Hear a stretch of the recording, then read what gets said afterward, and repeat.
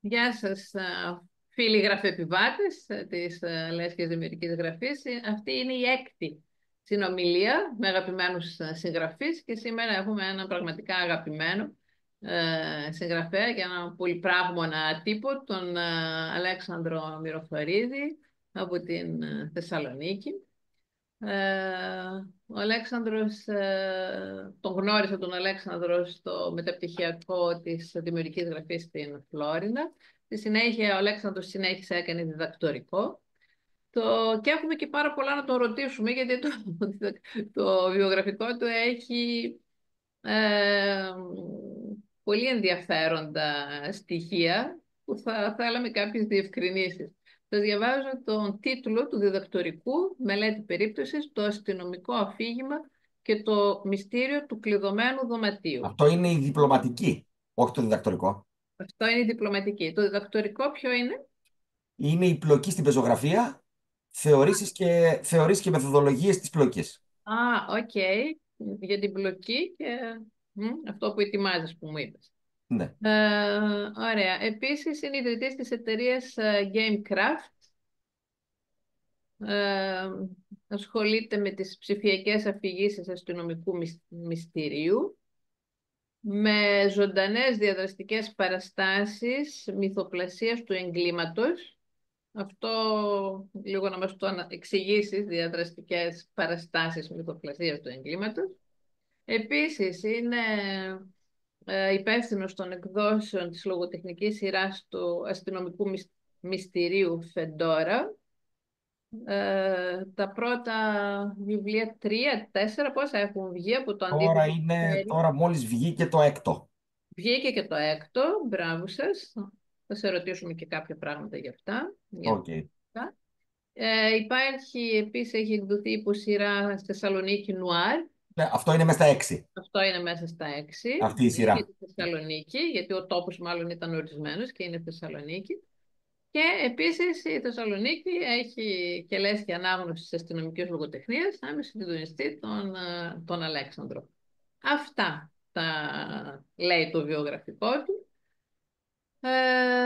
Και εγώ θα ήθελα να ρωτήσω τον Αλέξανδρο, όταν ήσουν μικρός έπαιζες κλέφτες και αστυνόμους?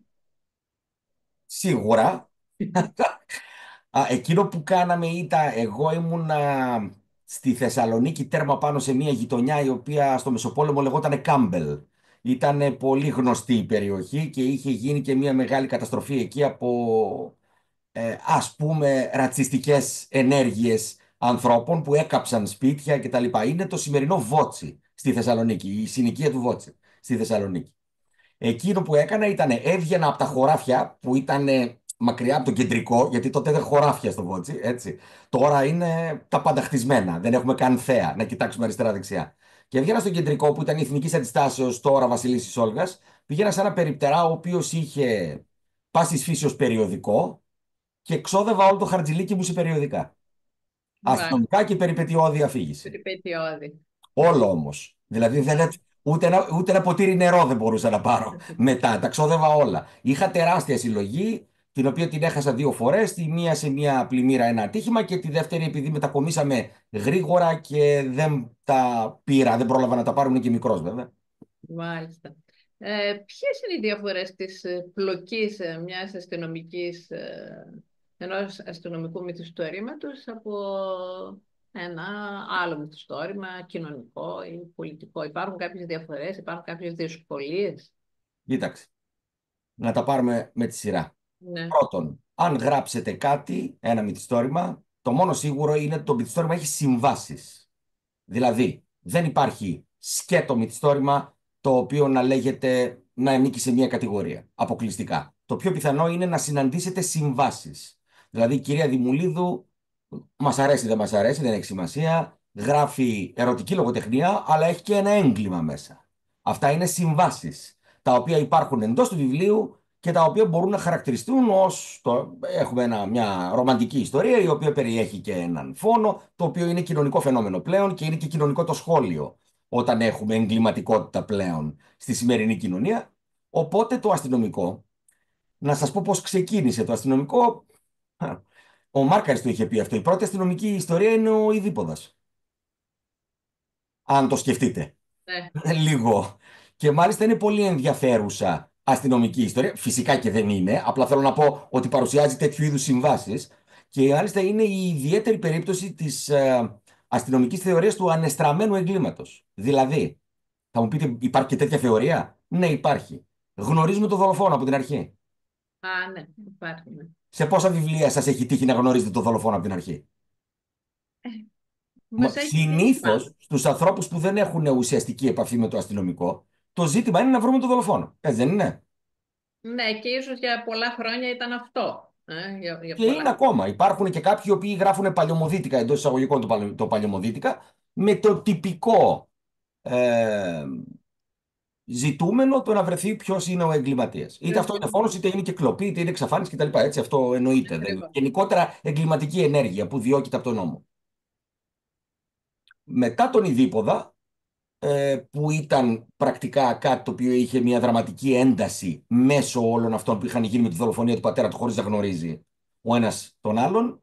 Λοιπόν, έχουμε πάρα πολλά παραδείγματα τα οποία περισσότερο εκδηλώνονται, θα έλεγα, ας πούμε στο χρυσό αιώνα του Ισλάμ, ο οποίος έχει τις 1001 νύχτες, στις οποίες 1001 νύχτες με τη Σεχραζάτ υπάρχει μια εντυπωσιακή αστυνομική ιστορία. Λοιπόν, υπάρχουν τα τρία μήλα, αν θυμάμαι καλά, εδώ τον τίτλο μπορεί να μην είναι και πλήρης, είναι τα τρία μήλα και το λέω, δεν το παραδέχομαι ως λέξη, αλλά λέω το αυθεντικό, γιατί είμαι ο παδός του αυθεντικού, και ο Νέγρος Ραϊχάν είναι ο τίτλος. Ναι. Στο οποίο τρία μήλα και ο Νέγρος Ραϊχάν είναι η ιστορία ενός χαλίφη, ο οποίος θέλει να ξέρει αν τον αγαπάει ο κόσμος του από κάτω. Βγαίνει μια βόλτα, πηγαίνει στο ποτάμι μαζί με τον σπαθοφόρο του τον φύλακα, έτσι. Βρίσκει έναν ψαρά, ο οποίος ο καημένος παραπονιέται όλη την ώρα, ότι δεν βγάζει, δεν έχει ψαριά, δεν βγάζει χρήματα, τι θα κάνω, τι θα ράνω, και του λέει: άκουσε να δεις, ρίξ τα δίχτυα σου και ό,τι πιάσεις, εγώ θα στο πληρώσω. Ό,τι και να είναι, και παλιοσίδερα να είναι, που λέει ο λόγος. Έτσι. Εγώ θα στο πληρώσω, κανονικά. Ρίχνει αυτό στα δίχτυα του και πιάνει ένα μπαούλο.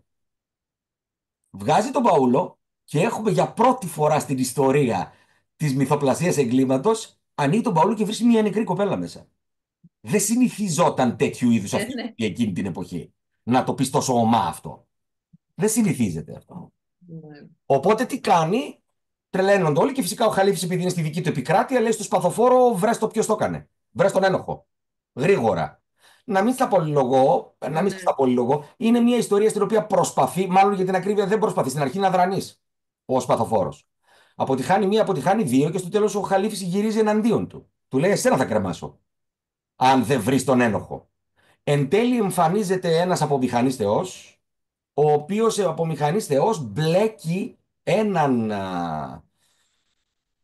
πούμε υπηρέτη, ο οποίος είναι μαύρος, ο οποίος έχει κάποια σχέση με τη γυναίκα ενός εκ των δύο οι οποίοι εμφανίζονται και λένε: εγώ το έκανα, νεαρός, εγώ το έκανα, ένας γέρος. Πάρα πολύ σύνθετη ιστορία. Περίεργη. Ναι, αυτό βλέπω. Περίεργη. Εγώ το έκανα, εγώ το έκανα. Και ο σπαθοφόρος σου λέει: τώρα τι έγινε? Από εκεί που δεν βρίσκαμε κανέναν, τώρα έχουμε δύο και δεν ξέρουμε ποιος από τους δύο είναι. Πολύ ενδιαφέρουσα ιστορία. Είναι η πρώτη η οποία έχει πολύ αστυνομική πλοκή. Το αστυνομική Ναι, ναι. είναι μάλλον ελληνικό, ο τρόπος με τον οποίο το λέμε, αν και οι Γάλλοι λένε Ρωμάν Πολισιέ, αλλά το αστυνομικό, μυθοπλασία εγκλήματος το λέω εγώ, Μυθοπλασία. από την ακριβή μετάφραση του αγγλικού crime fiction. Οπότε Ναι. το προτιμώ αυτό, να πω την αλήθεια. Έτσι. Ναι.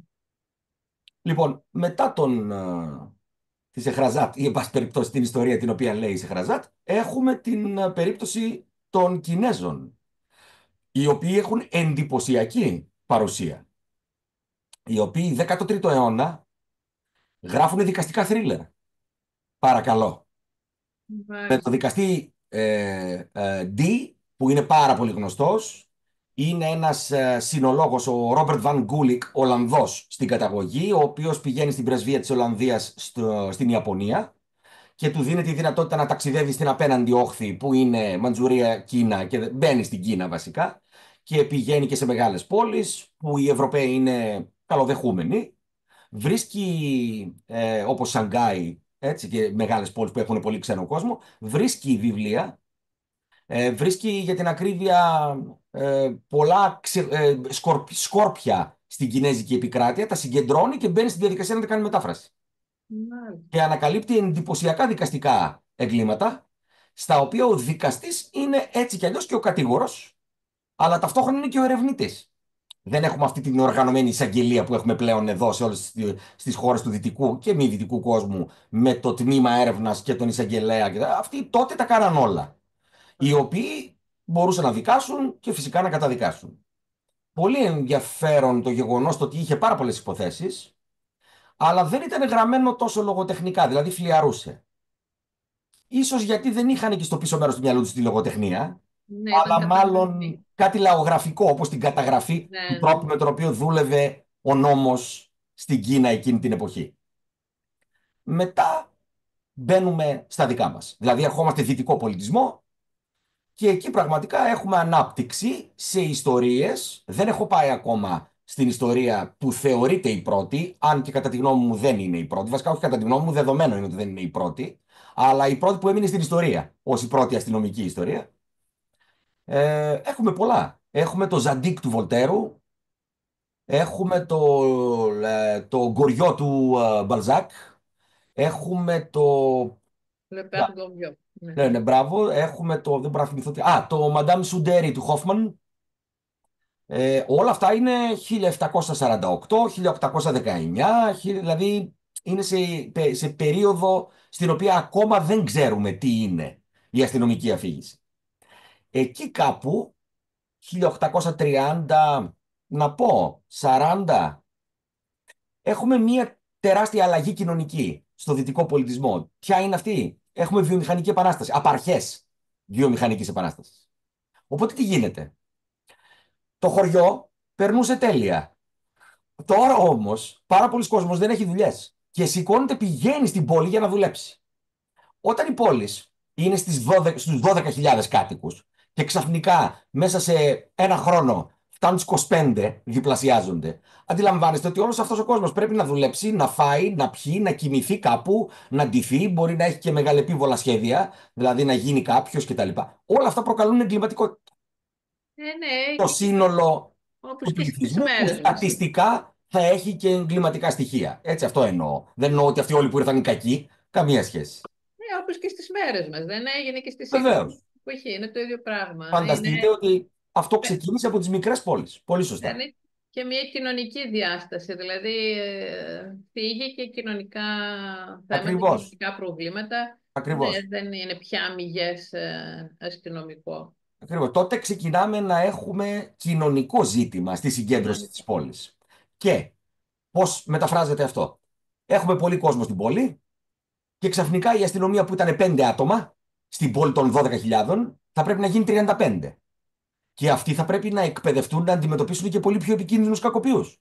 Γιατί πλέον δεν κατεβάζουμε μόνο τη γάτα από το δέντρο, που ήταν το καθήκον του αστυνομικού, αλλά έχουμε κλοπές, έχουμε ένα σωρό πράγματα. Ένα σωρό, ακριβώς. Έτσι. Αυτά όλα λοιπόν είναι πρόβλημα σημαντικό και τι σχέση έχει με το αστυνομικό θα μου πείτε. Προσέξτε. Και οι Αρχίζουμε... άθλοι του Μπο και αυτό. Οι Ναι, άθλοι μπράβο, έρχεται και μια κλοπή μπράβο, που θίγει, μπράβο. είναι Ωραία. μια ολόκληρη κοινωνία, το αστικό πρόβλημα. Φανταστείτε το ότι έχουμε τις ιστορίες των αστυνομικών με τη μορφή της ημερολογιακής καταχώρησης. Δηλαδή, εγώ έτρεξα, τον κυνήγησα, τον έπιασα, μου Ναι. ξεγλίστρισε, τον κυνήγησα για άλλη μία ώρα. Αυτό, από εκεί που είναι η ημερολογιακή καταχώρηση, αρχίζει σιγά σιγά και αναπτύσσεται σε αφήγημα. Δηλαδή, γίνεται γραπτή ιστορία. Ναι. Εκεί Αλέξανδρε, και έχουμε και είναι. τη δημιουργία της αστυνομίας βέβαια, έτσι. Για πρώτη φορά Μπράβο. έχουμε σύσταση αστυνομίας ως οργανωμένο σώμα. Ναι. Μα αυτό λέω. Όταν λέω ότι έρχονται περισσότεροι στο σώμα γιατί δεν κατεβάζουν μόνο τη γάτα του δέντρου, Ναι, είναι ναι, ότι ναι. οργανώνονται σε αστυνομικά τμήματα πολύ πιο οργανωμένα πλέον. Αυτό Και που λέει η Ελένη. εννοείται πως σιγά σιγά συντάσσεται και ο τύπος, ο καθημερινός τύπος, στον οποίο, πώς το λένε, δημοσιεύονται και τα πρώτα κείμενα. Μπράβο. Γιατί Έτσι. έτσι πλέον είναι κάτι για όλους μας η είδηση η αστυνομική. Ενώ μέχρι τώρα ήταν σούσουρο. Ναι, Και από εκεί, ναι. και από εκεί, αν μου επιτρέπεις, Αλέξανδρε, η βιομηχανική επανάσταση έκανε πάρα πολλά. Δηλαδή δεν ήταν μόνο αυτό, ήταν ότι διέδωσε την ανάγνωση, ότι το βιβλίο πλέον έγινε κτήμα πολλών Δηλαδή μπόρεσαν Ε, να το αγοράσουν και να το διαβάσουν και να έχουν το δικαίωμα και Έγινε όχι μόνο εύκολη οι η περιοδική έκδοση, έγινε πολύ Ακριβώς, όχι, ευκολότερη. ακριβώς, όχι μόνο οι πλούσιοι που μέχρι τότε είχαν και πρόσβαση στην παιδεία. Καταργείται ο λογοτεχνικός κανόνας.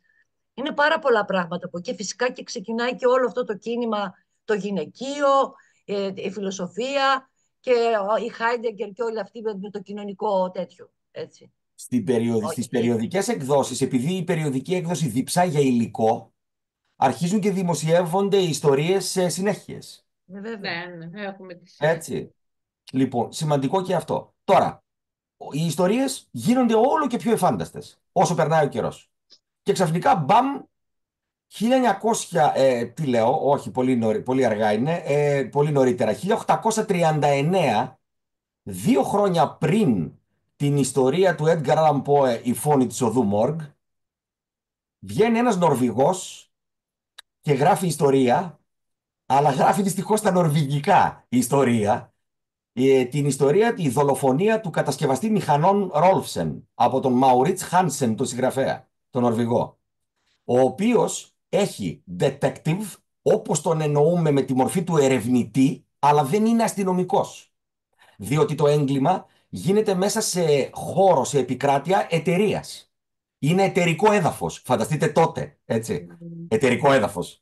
Λοιπόν, και τι κάνει, είναι εμπειρογνώμονας της εταιρείας, ο οποίος πηγαίνει και λύνει το έγκλημα με βάση το τι έχει συμβεί, ανακρίνει υπόπτους. Είναι η πρώτη ιστορία που καταγράφεται με ερευνητή. 1839. Μετά από 2 χρόνια βγαίνουν οι φόνοι της οδού Μόργκ και είναι η πρώτη φορά που ακούμε τον όρο detective από τον ΠΟΕ. Στην Φαίνεται ιστορία άρχισε αυτή. τότε να εμφανίζονται οι detective. Ο οποίος Λογικά. detective έχει πάρει βραβείο από τη γαλλική κυβέρνηση, ο Ντιπέν εννοώ. Ναι. Ο Γκίστ Ντιπέν. Έχει πάρει βραβείο, είναι σεβαλιέ νομίζω, όχι νομίζω, είναι σεβαλιέ κτλ. Εκεί έχουμε για πρώτη φορά την ιστορία με ερευνητή, ο οποίος είναι ερασιτέχνης μεν, αλλά λειτουργεί με αυτόν τον συλλογισμό, ο οποίος είναι από το γενικό στο επιμέρους, το λέμε εμείς περιφραστικά στην ελληνική πραγματικότητα, οι Άγγλοι το λένε deduction. Δηλαδή μπορεί να σου πει ότι επειδή βρέχει ο εγκληματίας ήταν Κινέζος και να πεις καλά πώς το κατάλαβες τώρα. Πώς το έβγαλε αυτό το συμπέρασμα. Αυτό λένε deduction. Εντάξει, είναι μια αλυσίδα υποθέσεων οι οποίες καταλήγουν από το γενικό στο επιμέρους. Το επιμέρους. Ναι. Έτσι. Τώρα τι γίνεται. Είναι και η πρώτη ιστορία κλειδωμένου δωματίου. Είναι Αυτή, ένα για πες έγκλημα. λίγο, τι είναι το κλειδωμένο δωμάτιο? Κλειδωμένο δωμάτιο είναι ένα έγκλημα το οποίο όταν συμβαίνει και πηγαίνει κάποιο για να το εξιχνιάσει, εκ πρώτης όψεως αποκλείεται να έγινε έτσι, διότι είναι κλειστά όλα με τέτοιο τρόπο που αποκλείεται να διέφυγε ο εγκληματίας. Είναι κλειδωμένο το δωμάτιο από μέσα. Να το πω με Περίμενε απλά λίγο. λόγια για να το καταλάβετε. Κυριολεκτικό είναι αυτό? Ναι, βεβαίως. Κυριολεκτικό. Κυριολεκτικά. Είναι κλειδωμένο από μέσα. Και το κλειδί είναι από πίσω, από την πόρτα. Όπως σαν κάθε Κρίστη εκεί τα τρένα, το τρένο και Ακριβώς. Όχι. Δεν είναι κλειδωμένο δωμάτιο το Orient Express. Δεν Όχι, είναι. αλλά έχει κλειδωμένο δωμάτιο η Ναι, Αγκάθα εντάξει. Κρίστη. Εντάξει. Ναι. Εντάξει. Δεν κλειδωμένο. Είναι κλειδωμένο, κυριολεκτικό είναι αυτό. Ναι. Μάλιστα. Κλειδωμένο. Δηλαδή φτάνει κάποιο και θα σας πω χαρακτηριστικά του John Dixon Carr, ο οποίος είναι μάγος συγγραφέας στο κλειδωμένο δωμάτιο αστυνομικού. Μπορείτε να ρίξετε μια ματιά στον ασώματο άνθρωπο που το έχει κάνει, ο Νεοκλής το έχει κάνει η Ελένη. Στην Ελένη το λέω. Καταπληκτικό. Ο Νεοκλής το έχει κάνει. Δίχρονη λογοτεχνία. Πολύ Ναι. ωραίο. Πολύ ωραίο, ασώματος άνθρωπος, ο οποίος είναι του John Dixon Carr, το οποίο είναι μέγιστο κλειδωμένο δωμάτιο. Δεν το συζητάμε, είναι εντυπωσιακό. Να το διαβάσουμε, να το δούμε ακριβώς πώς Το οποίο λειτουργεί. υπάρχει και μια ολόκληρη περιγραφή του τι συμβαίνει σε ένα κλειδωμένο δωμάτιο και υπάρχει και θεωρητικό άρθρο σχετικά με αυτό. Μάλιστα. Θα σας πω κάτι πολύ απλό. Είναι κάποιος αρχιτέκτονας όταν γράφει αστυνομικό. Θέλει πολύ απαιτητικό σχεδιασμό το αστυνομικό. Το αστυνομικό δεν είναι ξεκινάω να γράφω και όπου με βγάλει. Με υφολογικά στοιχεία μόνο. Τα οποία είναι θαυμάσια. Αυτό είναι ξεκάθαρο. Εννοείται ότι είναι θαυμάσια τα υφολογικά, αλλά δεν φτάνουν στο αστυνομικό αυτά. Χρειάζεται σκληρά εννοώ με πειθαρχία κατασκευασμένη πλοκή. Ναι, Είναι και εγώ... τεχνικά άρτιο το αστυνομικό. Μπορεί να είναι και άλλα πράγματα, αλλά σίγουρα πρέπει να είναι τεχνικά άρτιο. Και το τέλος είναι προβλέψιμο. Όχι, γιατί να είναι. Τι εννοείς? Εννοείς για τον ΠΟΕ? Με συγχωρείς. Όχι, γενικά για το αστυνομικό. Στο Όχι. μυθιστόρημα. Όχι. Πλέον επειδή έχουμε ξεφύγει σε αυτά, Καταρχάς, δεν είμαστε. Το αγκαθακριστικό έχει εγκαταλειφθεί και το Έχει στελοχώμα έχει εγκαταλειφθεί. εγκαταλειφθεί εδώ και πολλά χρόνια, όχι 1 και 2 και 10. Πλέον Ναι. είναι καθαρά κοινωνικό αφήγημα το αστυνομικό. Κοινωνικό αφήγημα και νομίζω ότι οι Γάλλοι τουλάχιστον με τον Σιμενών κάνουν έτσι και μια ψυχολογική εμβάθυνση στους ήρωές τους, στους χαρακτήρες. Ε, Και τελικά είστε, αυτό έχει και αξία πια, νομίζω. είστε διαβασμένοι. Λοιπόν, Βέβαια, Νέος, Βέλγος ο Σιμενών, γιατί οι Βέλγοι όποτε ακούνε το Σιμενών είναι Γάλλος, κάτι παθαίνουν. ο Έχουμε Βέλγος παραστατών. Σιμενών, εμείς επειδή Liège, τον διαβάζαμε στη Liège, γαλλική Liège. λογοτεχνία τον είχαμε Σιμενών και Από τον τη βλέπουμε Liège. γαλλικά. Όλοι για Γάλλο τον περνάνε πολλά χρόνια τώρα. Οι Γάλλοι έχουν κάνει Ζόρζι εκστρατεία, το Σιμενών. λέω αυτό, κάνουν εκστρατεία τα τελευταία χρόνια για τον επαναπατρισμό του Σιμενών, ότι είναι δικός τους. Ναι, ναι, τώρα το θυμάμαι, το είχαμε Liège. ξαναπεί αυτό. Ερώτηση. Ξέρετε γιατί είναι ο Πουαρό Βέλγος και δεν είναι Άγγλος, παραδείγματος χάρη? Γιατί? Εγώ ξέρω να Γιατί πω. η Κρίστη είχε ένα θέμα στον Πρώτο Παγκόσμιο Πόλεμο, ήταν ξυλωμένα τα καημένα τα εδάφη του Βελγίου, του Λουξεμβούργου, εκεί που ξέρουμε τώρα, γιατί ήταν λάσπες, μόνο χαρακόμματα και εκατοντάδες χιλιάδες νεκροί. Οπότε ξεριζώθηκαν οι Βέλγοι. Οι Άγγλοι δέχτηκαν πολύ μεγάλο αριθμό προσφύγων Βέλγων και κάποιοι από αυτούς εγκαταστάθηκαν και στο χωριό της κυρίας Κρίστη. Γνωρίστηκε μαζί τους και πέρασε καταπληκτικά, τους καταλάτρεψε και αυτήν. Έτσι, και αποφάσισε να αφιερώσει τον ήρωά της να τον κάνει Βέλγο εξαιτίας αυτού. Μάλιστα. Επίσης, το Ωραία. άλλο εντυπωσιακό είναι το ότι η Κρίστη, η Άγκαθα Κρίστη που έγραφε αστυνομικά, εξαφανίστηκε από τον άντρα της. Το ξέρετε αυτό? Αυτό είναι άλλο ευτράπελο. Ναι, Ποια ιστορία θυμάστε. μυστηρίου είναι αυτή. Έστησε μία ψεύτικη ιστορία μυστηρίου και εξαφανίστηκε από τον άντρα της. Και πήγε σε ένα σπα. Σε ένα σπα. Και τη βρήκαν εκεί κατά λάθος. Αυτό που λέει η Ελένη, τη βρήκαν κατά λάθος εκεί. Είναι πραγματική ιστορία. Σκηνοθέτησε ότι χτύπησε το αυτοκίνητο και πήρε φωτιά το αυτοκίνητο και έφυγε. Και τη βρήκε ένας κατά λάθος. Ο άντρας ήταν ένας άνθρωπος ο οποίος ταξίδευε συχνά. Αλλά πες γιατί έφυγε, γιατί την απατούσε ο άντρας της. Λόγω της Εντάξει, ερωμένης ναι. του άντρα της. Δηλαδή υπάρχει και Εντάξει. ένα κουτσομπολίστικο από πίσω. Ταξίδευε στο εξωτερικό, είχε πολλά. Έχουμε το κλειδί του Ναι, ναι. μυστηρίου. Και τον εκδικήθηκε με συγκεκριμένο τρόπο. Οπότε, ναι, είναι και άλλη μια ιστορία πραγματική πριν τη μυθοπλασία. Πίσω από κάθε μυστήριο, λοιπόν, πάντα βρίσκεται ένας έρωτας, Βέβαια, έτσι. ρε, τι λες τώρα, δεν εννοείται. Εδώ τώρα ο Ελρόι μόλις έβγαλε καινούριο βιβλίο με τη δολοφονία της Μέρλι Μονρόε. Μόλις. Και κυκλοφόρησε Ναι. γητευτές, νομίζω. Ο Ελρόι είναι πολύ μεγάλος συγγραφέας αστυνομικής και εν ζωή, έτσι, και πολύ δυναμικός και πολύ κινητικός κτλ.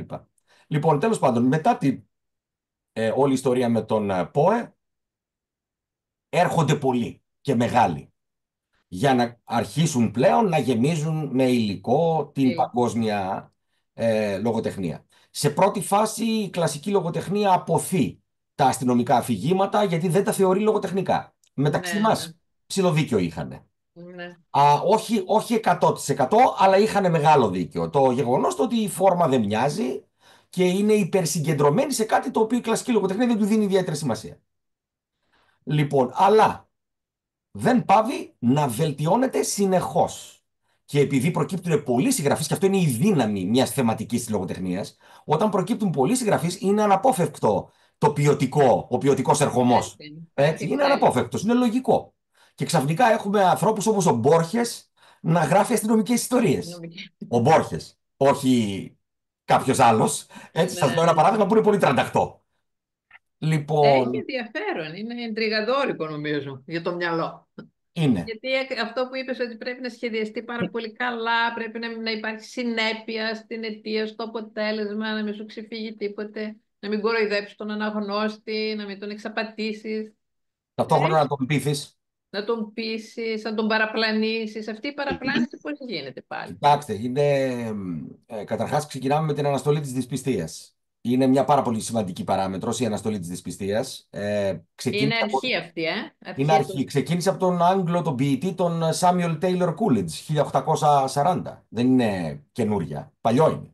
Ναι. Αυτός το έλεγε για το Rime of the Ancient Mariner, το ποίημα του, που είναι κλασικό όλων των εποχών, εντυπωσιακό ποίημα, στο οποίο έλεγε ότι το στίχημα είναι να πιστέψεις. Δηλαδή να ανασταλεί η δυσπιστία σου. Με συγχωρείς, τι είπες? Πώς είναι το ποίημα, δεν το άκουσα. The Rime of the Ancient Mariner. Να το γράψω στο chat αν θέλεις. Ναι, Ορίστε. Δεν πειράζει, θα το σημειώσω. Εντάξει. Ωραία, συγγνώμη. Για πείτε Εγώ- το αναστολή, συγγνώμη. Αναστολή της δυσπιστίας. Η αναστολή της δυσπιστίας. Αυτό είναι Μπορεί- σας το έγραψα στο chat, είναι το The Rime of the Ancient Mariner. Καλά, το είπε και για άλλα θέματα, αλλά βασικά επειδή ήταν και αυτό που ήταν πολύ φαντασμαγορικό και έπρεπε να ανασταλεί η δυσπιστία κάποιου. Ναι, Γιατί αν δεν τάσεσαι, αν δεν μπει μες στο βιβλίο, δεν το διαβάζεις. Είναι αποτυχία. έτσι είναι. Έτσι, οπότε σου λέει αν ανασταλεί η πείσει, δυσπιστία δηλαδή. του φανταστικού αυτού που γράφουμε, τότε έχουμε κερδίσει ένα στοίχημα και έχουμε γαντζώσει τον αναγνώστη και τον έχουμε με το μέρος μας. Αυτό. Το οποίο το αργότερα και ο Τόλκεν που έχει γράψει τον Άρχοντα των Δαχτυλιδιών το ονόμασε secondary belief, δευτερεύουσα πίστη, κάτι αντίστοιχο δηλαδή με την αναστολή της δυσπιστίας, διότι εκείνος όμως αναφερόταν στην κοσμοπλασία. Δηλαδή πώς μπορεί να κάνεις ένα φανταστικό κόσμο και εγώ να το πιστέψω ότι υπάρχει αυτός ο κόσμος. Ναι. Γιατί στον Άρχοντα των Δαχτυλιδιών περπατάνε άνθρωποι με τα δικά μας χαρακτηριστικά και το δικό μας νόμο της βαρύτητας και δίπλα περπατάνε εξωτικά. Σου λέει τι γίνεται, στον ίδιο κόσμο. Έτσι είναι. Εδώ χρειάζεται μια νέου είδους πίστη στον κόσμο για να μπορέσει να μπολιαστεί και η αντίληψη του αναγνώστη διαβάζοντας το κείμενο. Αλλιώς αν αποστασιοποιηθεί το χάσαμε Ακριβώς. το κείμενο. Έτσι. Αυτό. Ωραία. Να δώσουμε το λόγο εδώ στον κόσμο που μας παρακολουθεί να κάνουν κάποιες ερωτήσεις για να μην κάνω εγώ άλλη ερώτηση μετά. Ό,τι θέλετε, ό,τι θέλετε. Θέλει κάποιος να ρωτήσει? Ναι, εγώ θα ήθελα να ρωτήσω. Ναι, Καλησπέρα. Εγώ θα ήθελα να μας πείτε ένα παράδειγμα, μια ιστορία με το κλειδωμένο δωμάτιο. Η φόνη Έτσι, της Οδού σύντομα Μόργκ. όμως. Η φόνη της Οδού Μόργκ του Έντγκαρ Αλαν Πόε. Και πώς είναι... Θα Ναι, σας πω, ναι. θα σας πω. Καταρχάς ο Πόε αναφέρεται στην μία οδό Μόργκ στο Παρίσι, η οποία δεν υπάρχει. Δεν πειράζει, αυτό είναι μυθοπλασία. Εντάξει, τη εποχή Ναι. εκείνη. Και τώρα δεν υπάρχει βασικά, αλλά γιατί και το Μόργκ είναι κάπως ακούγεται στα γαλλικά. Οπότε Ναι. δεν. Λοιπόν, αυτή η οδός έχει την κυρία Λεσπανιέ, η οποία είναι μια κυρία γεροντοκόρη. Όχι γεροντοκόρη, δεν είναι, ψέματα, είναι γριά. Και δεν είναι γεροντοκόρη γιατί έχει και κόρη, είναι μαζί με την κόρη της, οι οποίες και οι δύο βρίσκονται δολοφονημένες. Ο Πόε κάνει κάτι εντυπωσιακό. Κάνει δύο φόρμες οι οποίες είναι. Το έχω γράψει και σε άρθρο, το έχω κάνει παρουσίαση και σε συνέδριο. Είναι, πώς να το πω, ασύμβατες με το υπόλοιπο κείμενο. Δηλαδή, ξεκινάει και λέει τη γνωριμία του με τον Ντιπέν, γιατί ο αφηγητής είναι ο Πόε. Γνώρισα τον Ογκίστ Ντιπέν και κάναμε αυτό και κάναμε εκείνο και του έδειξε ένα δείγμα ο Ογκίστ Ντιπέν του τρόπου με τον οποίο σκέφτεται αναλυτικά από το γενικό στο επιμέρους που λέγαμε. Εντυπωσιάστηκε αυτός και ξαφνικά μια μέρα διαβάσανε εφημερίδες. Στις εφημερίδες το κείμενο της δολοφονίας της κυρίας και της κόρης Λεσπανιέ είναι γραμμένο με φόρμα δημοσιογραφικού λόγου. Εντυπωσιακό για την εποχή. Γιατί είναι άλλο αφήγημα ο κεντρικός αφηγητής, άλλη φόρμα ο δημοσιογραφικός λόγος. Μάλιστα. 1841 όμως, προσέξτε. Λοιπόν, πάμε παρακάτω. Διαβάζουν, εκτός από αυτό που τους εξάπτει το ενδιαφέρον, διαβάζουν και μία σειρά από τις μαρτυρίες των γειτόνων από την αστυνομία, οι οποίες όμως είναι όντως σε φόρμα η οποία ο καθένας έχει το δικό του ιδιόλεκτο, ο κάθε μάρτυρας. Επίσης εντυπωσιακό. Δηλαδή το τηρεί αυτό, είναι επαγγελματίας και είναι και πρωτοπόρος σε αυτό. Βέβαια, πρωτοπόρος. Πολύ ενδιαφέρον, πάρα πολύ ενδιαφέρον. Δηλαδή εντυπωσιακό γιατί πρακτικά είναι σαν να εγώ να διαβάζω την υπόθεση και να έχω αποκόμματα από τις εφημερίδες και να τα διαβάζω μέσα στο μυαλό μου με τη φωνή του δημοσιογράφου. Δηλαδή είναι και διαδραστικό αν μη τι άλλο. Έτσι, είναι τόσο εντυπωσιακά γραμμένο. Και πάμε παρακάτω. Οι Λεσπανιέ μένουν σε ένα τριόροφο στον τρίτο όροφο. Εντάξει. Βρέθηκαν και οι δύο νεκρές μέσα στο διαμέρισμά τους, με το κλειδί να είναι από μέσα, γυρισμένο και κλειδωμένο. Σε καμία περίπτωση δεν υπάρχει πρόσβαση από το παράθυρο, διότι είναι στον τρίτο όροφο, είναι πάρα πολύ ψηλά και δεν μπορεί να σκαρφαλώσει κάποιος. Δεν υπάρχει δέντρο δίπλα, Ναι. δεν υπάρχει τίποτα. Και πώς Όταν έγινε έφτασαν αυτό? αυτοί, οι ντόπιοι, γιατί χτυπούσαν την πόρτα και η κυρία Λεσπανιέ δεν άνοιγε και είχε κάποιες ρουτίνες που δεν ξεχνούσε ποτέ, με αποτέλεσμα όταν δεν έχει δώσει σημεία ζωής να έχουν ανησυχήσει κάποιοι. Σπάνε την πόρτα, τις βρίσκουν και τις δύο νεκρές με άσχημο τρόπο. Η μία δε είναι σφινωμένη, σαν να την έπιασε κάποιος με τεράστια δύναμη, είναι σφινωμένη στο τζάκι. Ήτανε μακάβριος ο ΠΟΕ έτσι κι αλλιώς, το ξέρετε. Και από τις ιστορίες τρόμου του. Έτσι.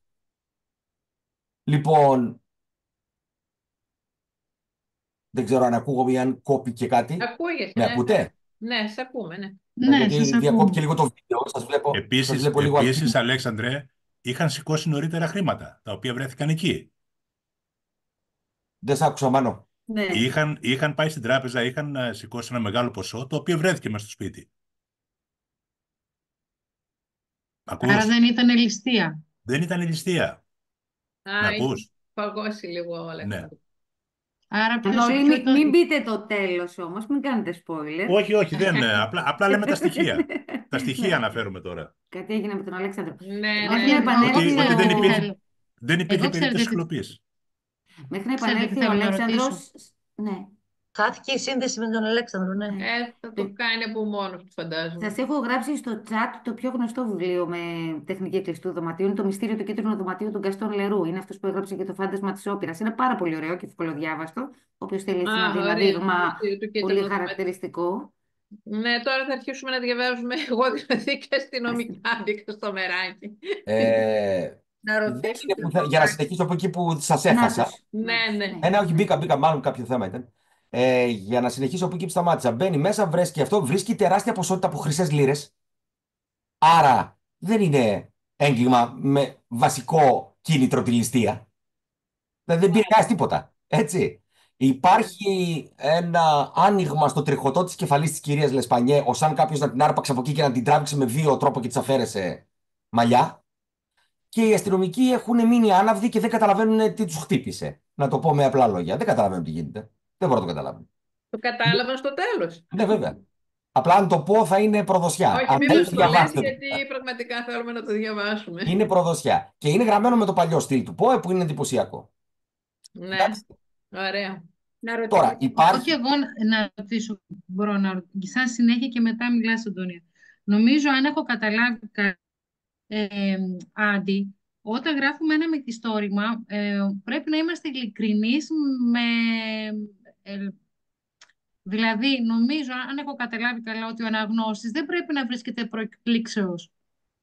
Να είμαστε Έτσι δεν είναι? συνεπείς πιο Δηλαδή, πολύ, δεν θα το πρέπει λέγαμε. ξαφνικά να το εμφανίζουμε στοιχεία τα οποία δεν του έχουμε δώσει.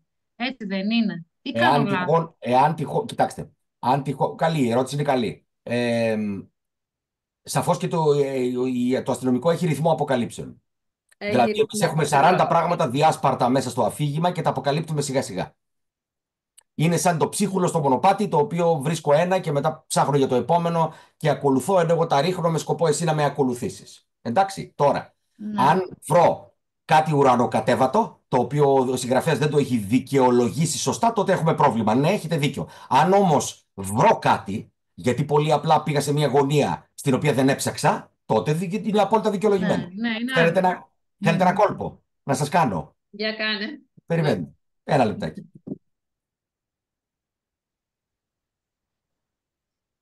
Πάντως υπάρχουν πολλά αστυνομικά που δεν υπάρχει αυτό το λίγο και τα αποκαλύπτουν όλα στο τέλος και λίγο πριν το τέλος. Ας φανταστούμε προς στιγμή το ότι είμαστε μέσα σε μια αστυνομική ιστορία και εγώ είμαι ο detective. Εντάξει.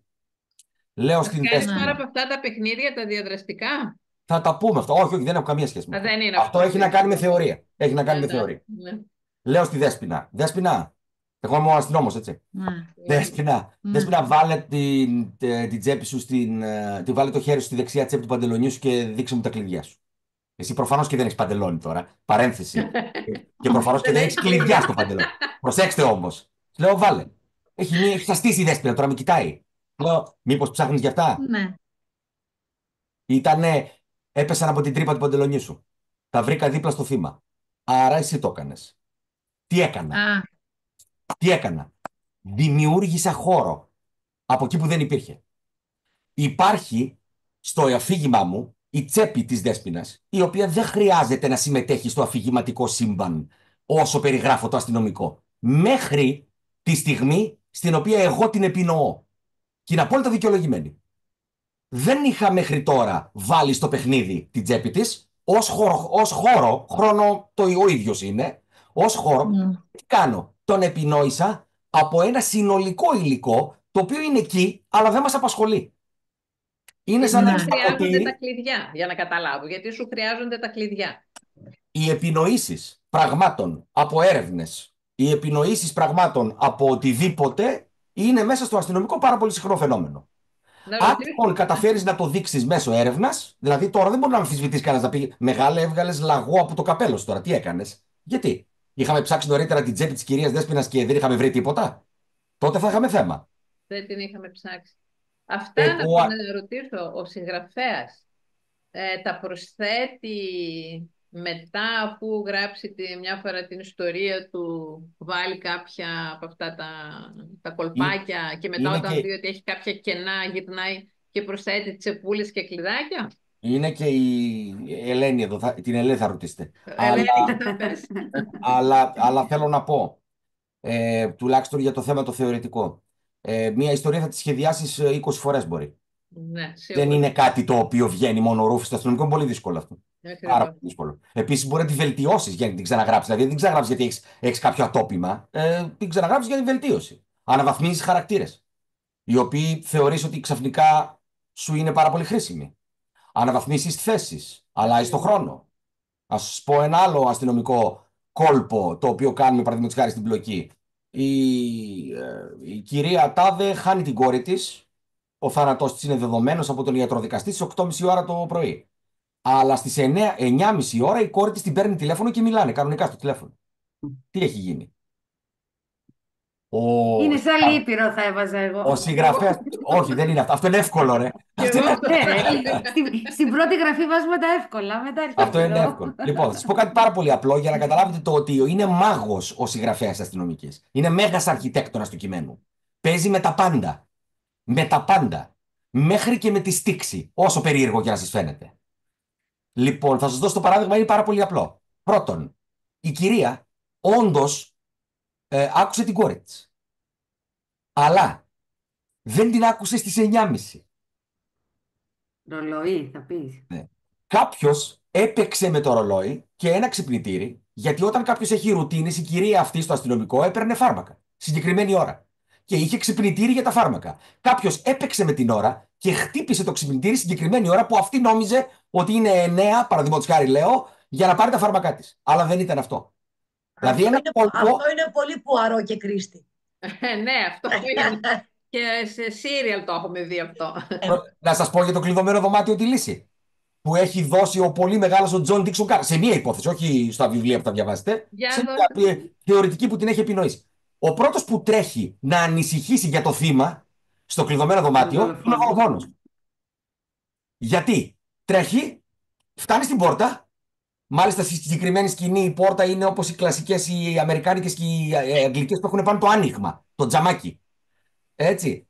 Πηγαίνει από πάνω, σκύβει, βάζει το χέρι πίσω, έτσι, και κάνει ότι παίρνει δήθεν το κλειδί από πίσω, αλλά αυτό το έχει ήδη στο χέρι του. Κατεβαίνει κάτω και λέει ναι, ήταν από πίσω, να το. Ανοίγει την πόρτα Και αυτός και και το μπαίνουμε. είπε ότι ήταν από πίσω. Το Τώρα η κατάλαβε. ζωή μας Δεν είναι για είναι πιο- μαθηματικά μυαλά, δεν είναι για Τώρα η ζωή πολιτικής μας είναι κατεύθυνσης, πιο χωρίς δύσκολη. σχέση. όμως, Δεν είναι ναι. μαθηματικά. Σκέφτονται πονηρά. Δεν είναι μαθηματική εξίσωση αυτό. Σκέφτονται πονηρά. Εκμεταλλεύονται το χώρο Για που εμείς πονηρά δεν άτομα. τον ξέρουμε. Εκμεταλλεύονται το χώρο. Ο χώρος είναι άγνωστος για εμάς. Ναι. Τώρα, αυτά είναι τραβηγμένα πράγματα. Αν θέλετε να κάνετε κάποιο αστυνομικό, μπορείτε να γράψετε άνετα μία δολοφονία η οποία μέσω συγκεκριμένης αναζήτησης μαθαίνουμε για τον τάδε, μετά πηγαίνουμε σε αυτόν, μετά πηγαίνουμε σε αυτόν, μια αλυσίδα δηλαδή Ναι, γνωριμιών και φτάνουμε στο νούμερο 1. Απλά σας λέω και τις ακραίες περιπτώσεις γιατί δεν είναι και λίγες, είναι πολλές. Έτσι. ναι, ναι, ναι. Λοιπόν, υπάρχει το κλειδωμένο δωμάτιο. Πάνω σε αυτό το κλειδωμένο δωμάτιο που λέτε, το μυθιστόρημα της Αγκάθα Κρίστη, τα εφιαλτικά Χριστούγεννα ή τα Χριστούγεννα του Πουαρό, Ναι, το ίδιο, είναι αυτό, αυτή δεν είναι κλειδωμένο δωμάτιο εκείνο. δεν είναι. Απλά είναι περιορισμένος χώρος περισσότερο. Δεν είναι κλειδωμένο δωμάτιο εκείνο. Εκείνο που είναι κλειδωμένο δωμάτιο εκτός από τα εγκλήματα είναι και τον ασώματα που μου έρχεται στο μυαλό. Έγραψα και το μυστήριο του κίτρινου δωματίου πριν, Αλέξανδρα. του Λερού, Και ο μπράβο. Γκαστόν Λερού, ναι, Μπράβο, κλασικό του Λερού, αυτό ναι. πολύ είναι. Ναι, αυτό που λέει η Ελένη. Ο περιορισμένος χώρος είναι συνήθις τεχνική, δηλαδή, ο περιορισμένος χώρος. Όταν εγώ λέω το Βλέπουμε ότι. συχνά Ναι, κοιτάξτε, ένας πύργος, ένα κάτι. τα μυστηρίου στα οποία εγώ θέλω να περιορίσω τους χαρακτήρες και δεν παίζω στην ανοιχτή πόλη, τους περιορίζω γιατί είναι πολύ πιο βολικό για την αφήγησή μου, όπως καταλαβαίνετε. Δηλαδή δεν μπορώ να κυκλοφοράω στην πόλη, η πόλη είναι ένα ανοιχτό πεδίο, όλα είναι πιθανά. Όταν κλείνω τον χώρο, έχω πεπερασμένο αριθμό χαρακτήρων που συμμετέχουν στην αφήγηση, όπως το 10 μικροί νέγροι, παραδείγματος χάρη. Ναι, αυτό σκεφτόμουν. Έτσι, έχω πεπερασμένο και εγκλισμό εκεί. Έχω, πλάκα-πλάκα, έτσι, γιατί είμαι σε νησί. Οπότε έχω και περιορισμένο αριθμό ατόμων. Οπότε αυτή η αντίστροφη μέτρηση, η οποία είναι και λίγο βάρβαρη, βάναυση, γιατί χάνεται κόσμος, βάλτε και τα στιχάκια που προκύπτουν, όλα αυτά εδώ. Είναι ένας πολύ έξυπνος σχεδιασμός αστυνομικής ιστορίας. Αλλά ξαναλέω ότι δεν γράφουμε πλέον έτσι. Δεν γράφουνε. Δεν γράφουμε πλέον. Από το 40 μετά, καταρχάς, όταν πάει στην Αμερική το αστυνομικό γίνεται το πραγματικά ανθρώπινο αστυνομικό των πόλεων. Εκεί που έχουμε το διεφθαρμένο αστυνομικό, εκεί που έχουμε την κοπέλα η οποία κάνει τα πάντα για να πετύχει, το αγόρι που κάνει τα πάντα για να πετύχει, τον γκάνγκστερ, δηλαδή ρεαλισμός. Ενώ το ένιγμα, η αγγλική σκηνή έχει ένιγμα. Το βλέπουν σαν σπορ. Ενώ οι Αμερικάνοι δεν το βλέπουν έτσι. Και οι Γάλλοι ακόμη χειρότερα. Οι Γάλλοι ακόμη καλύτερα. Οι Γάλλοι ακόμη καλύτερα. Για το κοινωνικό πρόσημο εννοώ. Κοινωνικό πρόσημο. Διαφορετικά δεν έχει νόημα και νομίζω ότι... Να ρωτήσω κάτι. Όταν είπατε κοινωνικό, ότι πλέον όταν μας παρουσιάζατε την ιστορία, έτσι, όλη την πορεία, είπατε μετά σε κάποια φάση κλείνοντας ότι το αστυνομικό μυθιστόρημα έγινε πλέον μετά κοινωνικό αφήγημα, πώς το είπατε, κάπως έτσι. Θέλατε να πείτε ότι... Ναι. Είναι το μοντέρνο κοινωνικό αφήγημα των καιρών μας. Μάλιστα. Δηλαδή ότι ασχολείται με θέματα επίκαιρα. Αυτό εννοείται. Ασχολείται με τη μοντέρνα κοινωνία στην οποία η εγκληματικότητα θερίζει. Ναι. Δηλαδή πλέον η είδηση του εγκλήματος είναι κάτι παραπάνω από συνηθισμένη. Αυτό εννοώ. Ναι. Οπότε επί τη ευκαιρία του εγκλήματος θίγονται ζητήματα τα πάντα. Ρατσισμού, εκφοβισμού, ισότητας, πολιτικά, κοινωνικά, σεξουαλικότητας, διαφορετικότητας, διαλέξτε. Ό,τι θέλετε. Εδώ υπάρχει νομίζω του Πουά πρέπει να είναι, του Γάλλου, ο detective είναι αναρχικός. Όταν πλησιάζει την αστυνομία αλλάζει δρόμο. Τετράγωνο αλλάζει. Γιατί τον κυνηγάει η αστυνομία, είναι σεσημασμένος. Δηλαδή οι detectives δεν είναι μόνο αστυνομικοί. Πλέον είναι κοινωνικό το ζήτημα. Είναι κοινωνικό. Και οι γυναίκες, ναι, είναι διάφορα. Οι γυναίκες detective υπάρχουν διάφορα. Δεν μιλάμε για τους detectives οι οποίοι έχουν αριστερά φρονήματα, όπως ο Καρβάλιο του Μονταλμπάν που υπάρχουν διάφορα τέτοια. Αυτά είναι φυσιολογικά, εντάξει, ναι, εννοείται. Η Λατινική Αμερική που εκεί πέρα το πολιτικό ζήτημα, έχουμε έγκλημα. Στη Λατινική Αμερική δεν το συζητάμε. Όλοι οι συγγραφείς είναι ένας και ένας σε αυτό εδώ. Ένας και ένας, δηλαδή διαβάστε ποιότητα. Και πολιτικά χρονικογράφη, αλλά και εκπληκτική μυθοπλασία. Εκεί δεν έχουμε ποτέ την αστυνομία μέσα, γιατί είναι de facto διεφθαρμένη η αστυνομία. Οπότε πάντα αυτός που διερευνά στη Λατινική Αμερική το έρευνα είναι εκτός αστυνομίας. Μπορεί να είναι δημοσιογράφος, μπορεί να είναι ρεαλιστικό κοινωνικό αφήγημα, αυτό που λέει η Ελένη. Ναι, τελείως. Να σας ρωτήσω λίγο κάτι. Ναι, ρώτα Διονυσία, ναι. Με δεδομένο ότι το έγκλημα πια είναι καθημερινό φαινόμενο και κάθε φορά καταφέρνει το είδος του εγκλήματος να μας ξαφνιάζει, το ζητούμενο για σας όταν στείνεται μία αστυνομική ιστορία, θέλω να πω δηλαδή ότι εμείς ως κοινωνικοί αποδέκτες των όσων συμβαίνουν γύρω πια έχουμε κουραστεί να ξαφνιαζόμαστε. Όταν εσείς στείνετε μία ιστορία, τι θέλετε να πετύχετε, πώς θεωρείτε ότι θα ικανοποιήσετε τον αναγνώστη σας, με δεδομένο ότι πλέον τα έχουμε δει όλα. Τα έχουμε δει όλα δηλαδή. Ως φαντασία, ως τρόπους που επιτυγχάνετε το κακό στον απόλυτο του βαθμό. Εσείς τι προσπαθείτε, πώς προσπαθείτε να ικανοποιήσετε τον αναγνώστη? ο οποίος είναι ενός τέτοιου είδους αναγνώστης πλέον, με δεδομένη την κοινωνική πραγματικότητα. Δεν συγκινείται εύκολα από τη μυθοπλασία δηλαδή, γιατί η πραγματικότητα Ακριβώς. ξεπερνάει τη μυθοπλασία. Ακριβώς. Αυτό. Θα σας δώσω ένα παράδειγμα. Εντάξει, τώρα απόψεις είναι αυτά, ο καθένας λέει τη δικιά του. Αλλά θα σας δώσω ένα παράδειγμα από τον δημοσιογράφο, τον Τζόναθαν Κέλερμαν, έναν Αμερικανό, ο οποίος και συγγραφέας είναι. Ο οποίος κάποια στιγμή για να γράψει ένα άρθρο ή για κάποιο βιβλίο του, δεν θυμάμαι, πήρε συνέντευξη από συνταξιούχο αστυνομικό. Και του λέει, να σε ρωτήσω κάτι εν τέλει, γιατί είχε επικρατήσει μια πολύ φιλική ατμόσφαιρα και ήταν πολύ φιλόξενος ο αστυνομικός. Του λέει να σε ρωτήσω κάτι έτσι μεταξύ μας τώρα. Άτε, off the record, πες ότι δεν το γράφω αυτό. Είναι δυνατόν να είσαι συνταξιούχος αστυνομικός και τα αγαπημένα σου να είναι τα αστυνομικά? Δηλαδή, τι ακριβώς κερδίζεις από αυτό? Και γυρίζει και του λέει, άλλος, κοίταξε να δεις. Εγώ όταν ήμουν, λέει, στην υπηρεσία, το ποσοστό επιτυχίας σύλληψης των κακοποιών ήταν 30%. Διαβάζω αστυνομικά γιατί που κάνει πολύ μεγάλη εντύπωση πώς τα καταφέρνετε ρε άτιμοι και τους συλλαμβάνετε πάντα. Λοιπόν, και πέθανε στα γέλια ο Κέλερμαν. Πέθανε στα γέλια, λέει, έχεις απόλυτο δίκιο. Του κάνει μία. Λέω, πώς τα καταφέρνετε ρε μεγάλε. Και, δηλαδή αυτό ακριβώς που λέει η Διορισία. Δηλαδή αυτά έχουμε δει όλα τώρα. Πώς τα καταφέρνετε, τι άλλη ιστορία θα μας πεις? Αυτός λέει πώς τα καταφέρνετε και τους πιάνετε. Δηλαδή, πλέον το αστυνομικό μπορεί να δώσει μια κάθαρση, η οποία είναι και αριστοτελική.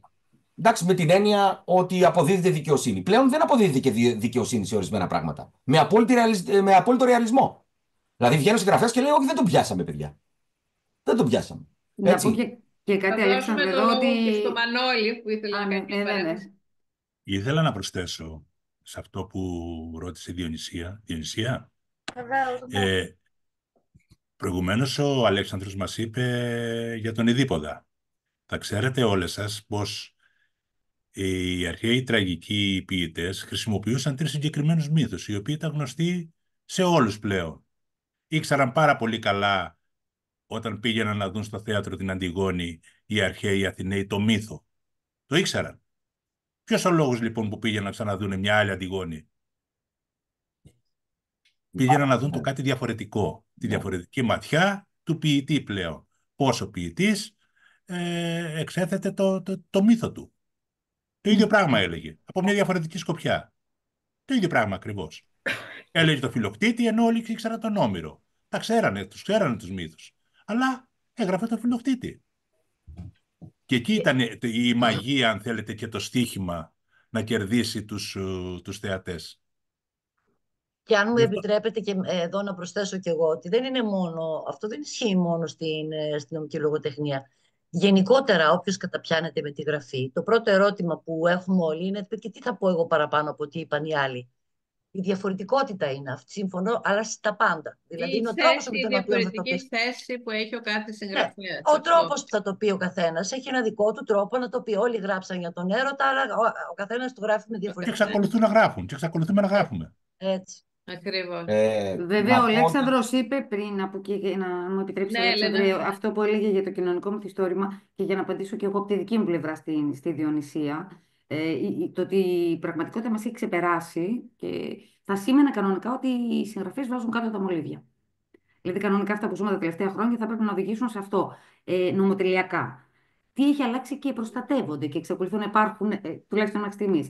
Έχει αλλάξει, το είπε ο Αλέξανδρος, ότι έχει γίνει κοινωνικό μυθιστόρημα. Δηλαδή, έχει τελειώσει η ιστορία του, όπως λέμε εμείς, ας πούμε, στη θεωρία του αστυνομικού του who done it, ποιος το έκανε. Είμαστε στο why done it, γιατί έγινε το έγκλημα. Δηλαδή, Ακριβώς. πλέον το αστυνομικό προσπαθεί να ρίξει μια ματιά στους μηχανισμούς της κοινωνίας και αυτοί αλλάζουν.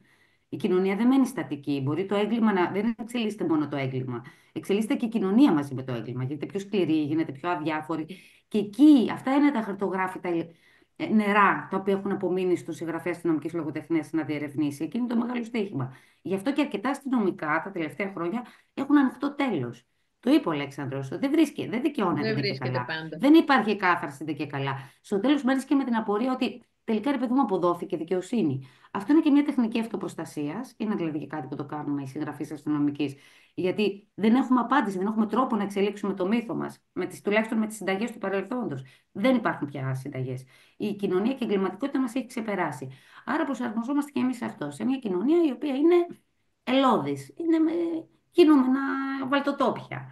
Εκεί τώρα πώς θα κατορθώσεις με αυτά που έλεγε και ο Αλέξανδρος, να βρεις και να κάνεις ανατροπές και να έχεις και μέσα τα στοιχεία τα οποία μετά θα ανατραπούν, το κάνει ακόμη πιο δύσκολο. Αυτό είναι αλήθεια. Είναι δύσκολη η ζωή των συγγραφέων και αστυνομικής λογοτεχνίας, αλλά είναι και πολύ ενδιαφέρουσα. Γιατί είναι πολύ μεγάλες οι προκλήσεις της κοινωνικής πραγματικότητας. Ακριβώς. Αυτό το γιατί δηλαδή νομίζω ότι είναι πια αυτό που ζητάει απάντηση. Βέβαια, το έγκλημα πλέον το εκμεταλλευόμαστε ως μέσο για να κάνουμε κοινωνικό σχόλιο. Πρόσχημα. Ναι. Είναι πρόσχημα για κοινωνικό σχόλιο. Ναι. Δεν είναι το έγκλημα αυτό καθεαυτό. Ακριβώς. Τη σκότωσε έτσι, τη σκότωσε αλλιώς. Πλέον τα έχουμε ξεπεράσει. Αυτά τα έχουμε δει όλα, όπως είπε και η Διονυσία, πολύ σωστά. Και ίσως εντάξει να μην υπάρχει και παρθενογέννης πλέον, μην τρελαθούμε.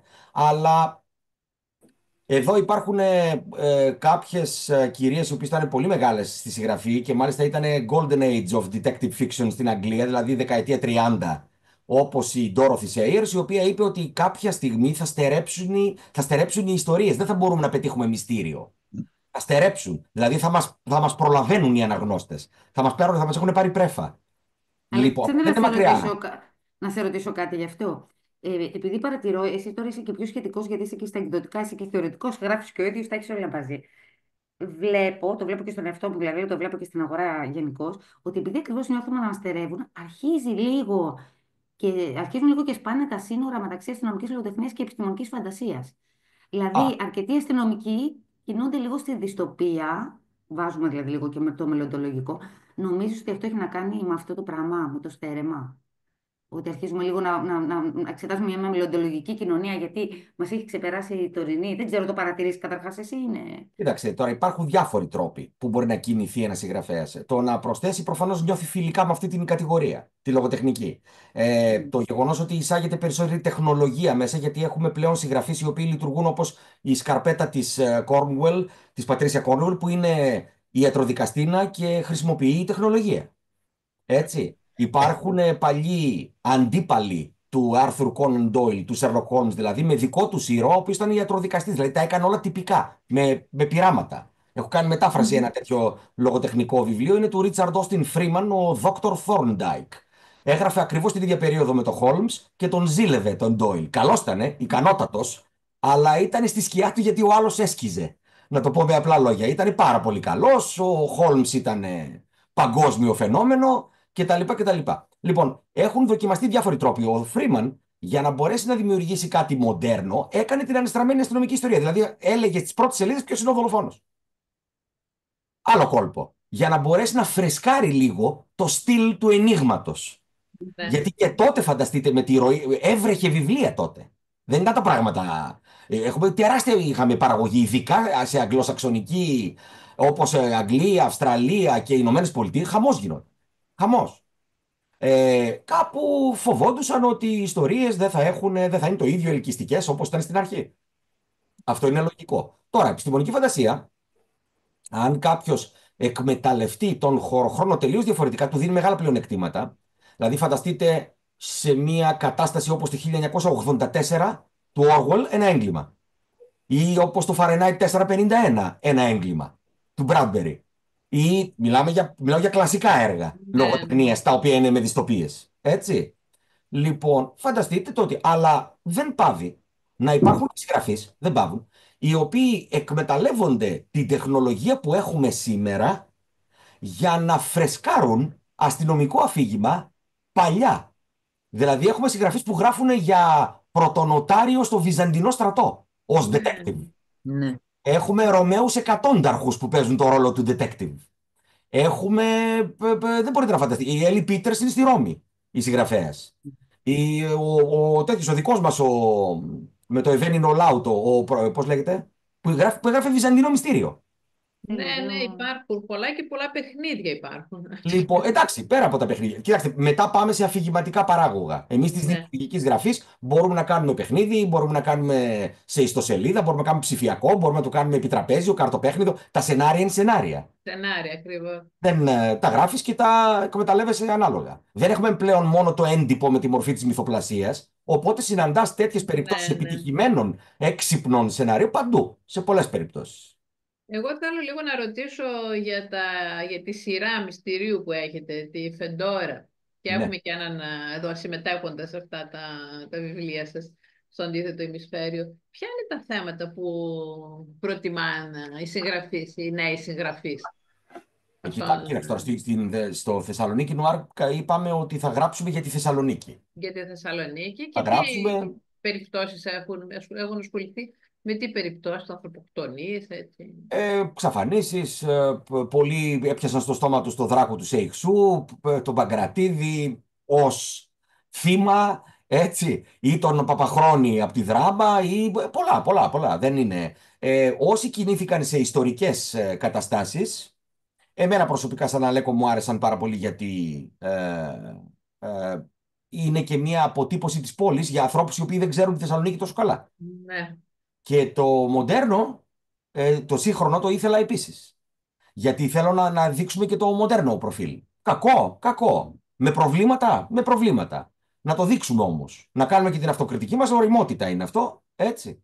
Οπότε το Θεσσαλονίκη Νουάρ ξεκίνησε μια σειρά, επειδή εμείς έχουμε βήμα στη Θεσσαλονίκη, όσο και να φαίνεται περίεργο, δυνητικά έχουμε 35 με 40 συγγραφείς διαθέσιμους με τα κινητά τους που έχουν γράψει. Όχι που λένε εγώ μπορώ να γράψω. Που έχουν γράψει, έχουν εκδώσει. Μιλάμε για φοβερό. Αν το σκεφτεί κανείς. Λοιπόν, και τους έπιασα και ανθρώπους από Βόρεια Ελλάδα όπως η Ελένη, αν και είναι στη Σάμο που βρέχει, να έρθει λίγο προς τα πάνω, αλλά τέλος πάντων. Είπες, Δέσποινα, με συγχωρείς. Όχι, 5 συγγραφείς που γράφουν αστυνομικά. Που γράφουν συγγενή αντικείμενο. Οι περισσότεροι αστυνομικά, αλλά και κάποιοι άλλοι μπορούν να γράφουν αφηγήσεις τρόμου, μπορούν να γράφουν αφηγήσεις μυστηρίου. Ναι, 35. Δηλαδή, εγώ αυτή τη στιγμή πάω για 40 και βγάζω τέταρτο Θεσσαλονίκη Νουάρ. Δεν θα το κάνουμε, πώς το λένε, 15 τέτοια. Ακόμα ένα θα βγάλουμε. Όχι παραπάνω, νομίζω, γιατί η Θεσσαλονίκη είναι μια χαρά. Με ζουμερά εισαγωγικά σημειώματα που αφορούν την ιστορία της πόλης. Να σας πω και ένα παράδειγμα από το νούμερο 2. Η Έλενα ήταν στο 3. Στο νούμερο 2 έχουμε το εξής. Πες λίγο, δεν είπαμε ότι είναι αυτά τα βιβλιαράκια σας, η συλλογική τόμη, ναι, μπορούμε να αυτό το αντίθετο ημισφαίριο. Το αντίθετο ημισφαίριο είναι κάτι άλλο. Εγώ το έχω σε μινιατούρα. Το νουάρ πόσα βιβλία έχει? 3. Δεν το πιστεύω. 3. Εγώ έχω από το αντίθετο ημισφαίριο. Το αντίθετο είναι κάτι άλλο. Είναι μια δική μου αυτοέκδοση. Ένα λεπτάκι να βγάλω λίγο τη θολούρα από πίσω για να μπορώ να σας δείχνω τα βιβλία. Αλέξανδρε, το έχεις αυτό εσύ, τη μινιατούρα? Τι ωραίο. Βέβαια. Ναι, πολύ ωραίο. Διαβάζονται? Όχι, είναι μικρούτσικο. Είναι μικρούτσικο, είναι το νούμερο 3 αυτό. Η πόλη κάτω από την πόλη. Αυτό είναι συλλογικός τόμος από τους συγγραφείς που λέτε, 10 διηγήματα από 10 συγγραφείς βορειοελλαδίτες, αλλά και ανθρώπους του αστυνομικού. Δηλαδή, έβαλα και την Κλέρη, είχε παππού Θεσσαλονίκη. Εντάξει, τώρα μην τρελαθούμε, τη Θεοδόρου εννοώ. Η Έλενα ήταν στην Έδεσα πολλά χρόνια. Εντάξει, δηλαδή, και είναι και φίλοι βασικά όλοι αυτοί. Έβαλα το Φίλιππο, ο οποίος δεν έχει καμία σχέση με Θεσσαλονίκη, να γράψει επίμετρο στο νούμερο 2 και μεγάλη τιμή μας έκανε. Λοιπόν, αυτό είναι το νούμερο 3. Ανάποδα τα δείχνω. Νούμερο 3. Η πόλη κάτω από την πόλη. 10 ιστορίες. Μέσα έχει το Στέφανο τον Αλεξιάδη, που έχει γράψει την Ημωγή και τα φτερωτά σανδάλια, το εφηβικό. Τη Μαρία την Αμανατίδου, τη ραδιοφωνική παραγωγό, η οποία έχει κάνει 2 νουβέλες στο Νίκα. Η μία, το Ambassador, πολύ καλή αστυνομική. Τάσος ο Αναστασιάδης, που είναι επίσης στο Νίκα. Νέος καινούριος ανερχόμενος με ένα βιβλίο ήδη, τώρα βγάζει το δεύτερο. Η Κλέρη Θεοδόρου, αυτό που σας έλεγα. Αυτή έχει βγάλει 8 βιβλία. Δεν ξέρω, 9. Έχασα το μέτρημα. Δεν ξέρω πώς θα βγάζει. Τα βγάζει κάθε 6 μήνες. Πιο γρήγορη από την Ελένη. Εγώ νόμιζα ότι η Ελένη ήταν η γρηγορότερη. Η κυρία Ιορδανίδου, η Άννα Δάρδα, η οποία μένει στην Αθήνα, αλλά είναι Θεσσαλονική Αβέρα, και η οποία όταν άκουσε ότι ο Φιλίππου βασικά όταν μπήκε στη διαδικασία, γύρισε και είπε μήπως θα μπορεί. Ήρθε μια κυρία, την οποία δεν θυμόμουν το πρόσωπό της, την είχα δει στη συνέντευξη παλιά. Μου λέει γεια σας, ευγενέστατη. Απαλή φωνή, ραδιοφωνική, σε τζάζ εκπομπή θα μπορούσε να κάνει σπικάζ. Και λέει, σας παρακαλώ, λέει, είμαι η κυρία Ιορδανίδου.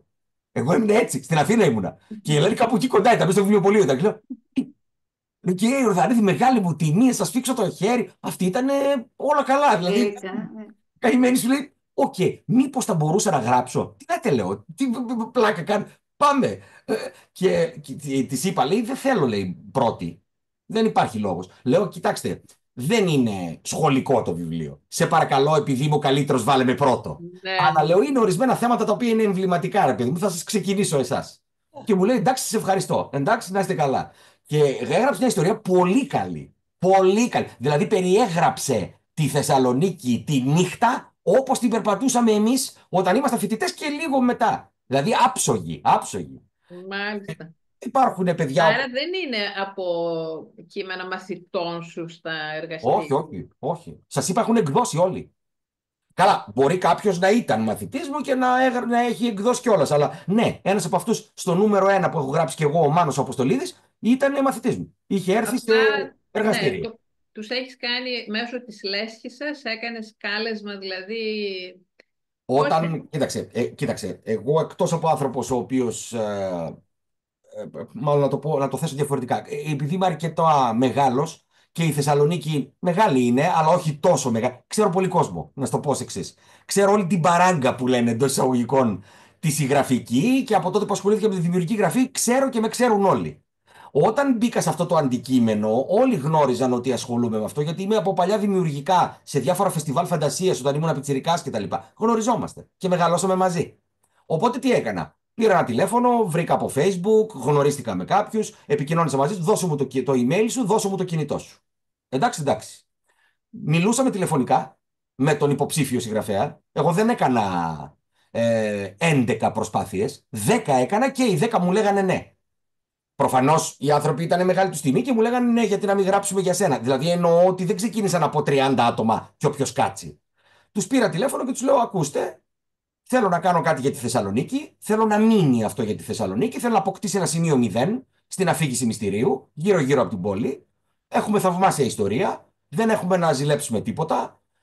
Είχαμε τότε την υποστήριξη και ακόμα την έχουμε του κυρίου Μαρτινίδη, ο οποίος Μαρτινίδης είναι ένας από εμάς, εξαιρετικός και ομότιμος καθηγητής πανεπιστημίου. Δεν στο συζητάμε. Μιλάει κάποιος και όταν τον ακούς γίνεσαι πιο πλούσιος από πλευράς γνώσεων. Ο άνθρωπος είναι απίστευτος, έτσι, αστήρευτος. Λοιπόν, έχει μεγάλη λατρεία στο αστυνομικό. Έχει γράψει δοκίμιο για το αστυνομικό το 1982.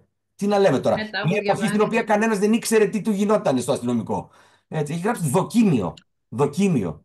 Αν είναι δυνατόν. Λοιπόν, και ο άνθρωπος αυτός λέει: παιδιά, εγώ μαζί σας, αλλά σε παρακαλώ θα μου τα στέλνεις να τα διαβάζω. Όταν έρχονται με τα email, πριν κάνεις επιμέλεια, πριν οτιδήποτε. Λέω: ναι, το θεωρώ τίμιο και σωστό και δίκαιο. Και του τα στέλνα. Κανένα σχολιασμό, αρνητικό ή θετικό. Προσέξτε. Κανένα. Προετοιμαζόταν. Κάποια στιγμή βγαίνουμε για καφέ. Μου λέει: κοίταξε να δεις, εμένα μου άρεσε αυτό και αυτό. Και αυτό. 10 ήτανε. Λοιπόν, τα άλλα που σας φάνηκαν. Καλά.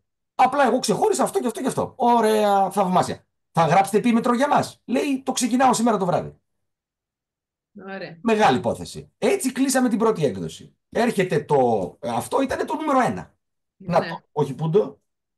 Να το. Αυτό είναι το νούμερο 1. Λέγεται Σκέτο Θεσσαλονίκη Νουάρ. Εντάξει, στο οποίο γράφω και εγώ διήγημα.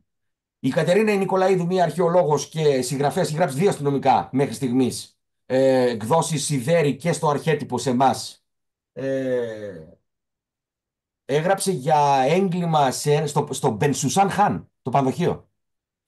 2 μέρες πριν ξεσπάσει η τεράστια πυρκαγιά στη Θεσσαλονίκη το 1917. Μάλιστα. Δηλαδή εποχής με εντυπωσιακή έρευνα. Ναι. Εντυπωσιακή. Και έχουμε και την τιμή να έχουμε και ένα σκαρίφημα, κάτωψη του Μπενσουσάν Χάν από Γάλλους μηχανικούς εκείνης της εποχής. Μέσα στο βιβλίο. Άρα χρησιμοποιεί τα πραγματικά στοιχεία, το ρεαλισμό, και βάζει τη φαντασία τώρα για την ιστορία την αστυνομική. Ακριβώς. Εγώ έχω έναν χωροφύλακα το 1953 στη Θεσσαλονίκη. Όπως γνωρίζετε, η Θεσσαλονίκη είχε χωροφυλακή. Μέχρι το 1978. Όταν το 1953 η Αθήνα είχε αστυνομία πόλεων. Αστυνομία πόλεως. Και ο Πειραιάς και η Κέρκυρα. Για ένα λόγο που δεν ρώτησα και δεν κατάλαβα ποτέ. Αλλά τέλος πάντων είχε και η Κέρκυρα. Λοιπόν, είχε αστυνομία πόλεων κανονικά. Εμείς είχαμε χωροφυλακή. Για να μην έρθουν οι κομμουνιστές από το βουνό, για να μην μπουν από τη Βουλγαρία ξανά πίσω με τον Ζαχαριάδη, τα γνωστά. Έτσι. Λοιπόν, τότε υπήρχε φόβος. Μεγάλος. Και τότε κάνω έναν χωροφύλακα που δεν τον χωνεύει κανένας, όπως καταλαβαίνετε. Έτσι. Ο οποίος πέφτει σε ένα ημικλειδωμένο δωμάτιο. Δηλαδή, μια περίπτωση στην οποία είναι κλειδωμένη ταβέρνα από μέσα και έχει βρεθεί πτώμα. Λοιπόν, και το πτώμα του ταβερνιάρη. Και πάει ο αστυνομικός και λέει: δεν είναι δυνατό. Πώς μπαίνουν μέσα, κάνουν ένα κόλπο, βγάζουν ένα σουγιά και χτυπάνε από το παράθυρο που έχει τα στόρια, δεν έχει το μάνταλο το σιδερένιο. Ναι. Το χτυπάνε να πέσει Και ανοίγουν το παράθυρο και μπαίνουν μέσα. Είναι κλειστό βέβαια, αλλά το ανοίγουν με το σιγιά. Και μπαίνουν μέσα. Τον βρίσκουν νεκρό. Όλη η ταβέρνα κλειδωμένη από μέσα. Σου λέει τι γίνεται. Η ιστορία είναι πολύ διαφορετική από αυτή όμως. Έτσι. Τώρα δεν αποκαλύπτω γιατί θα ήταν πάρα πολύ εύκολο να το καταλάβετε αμέσως.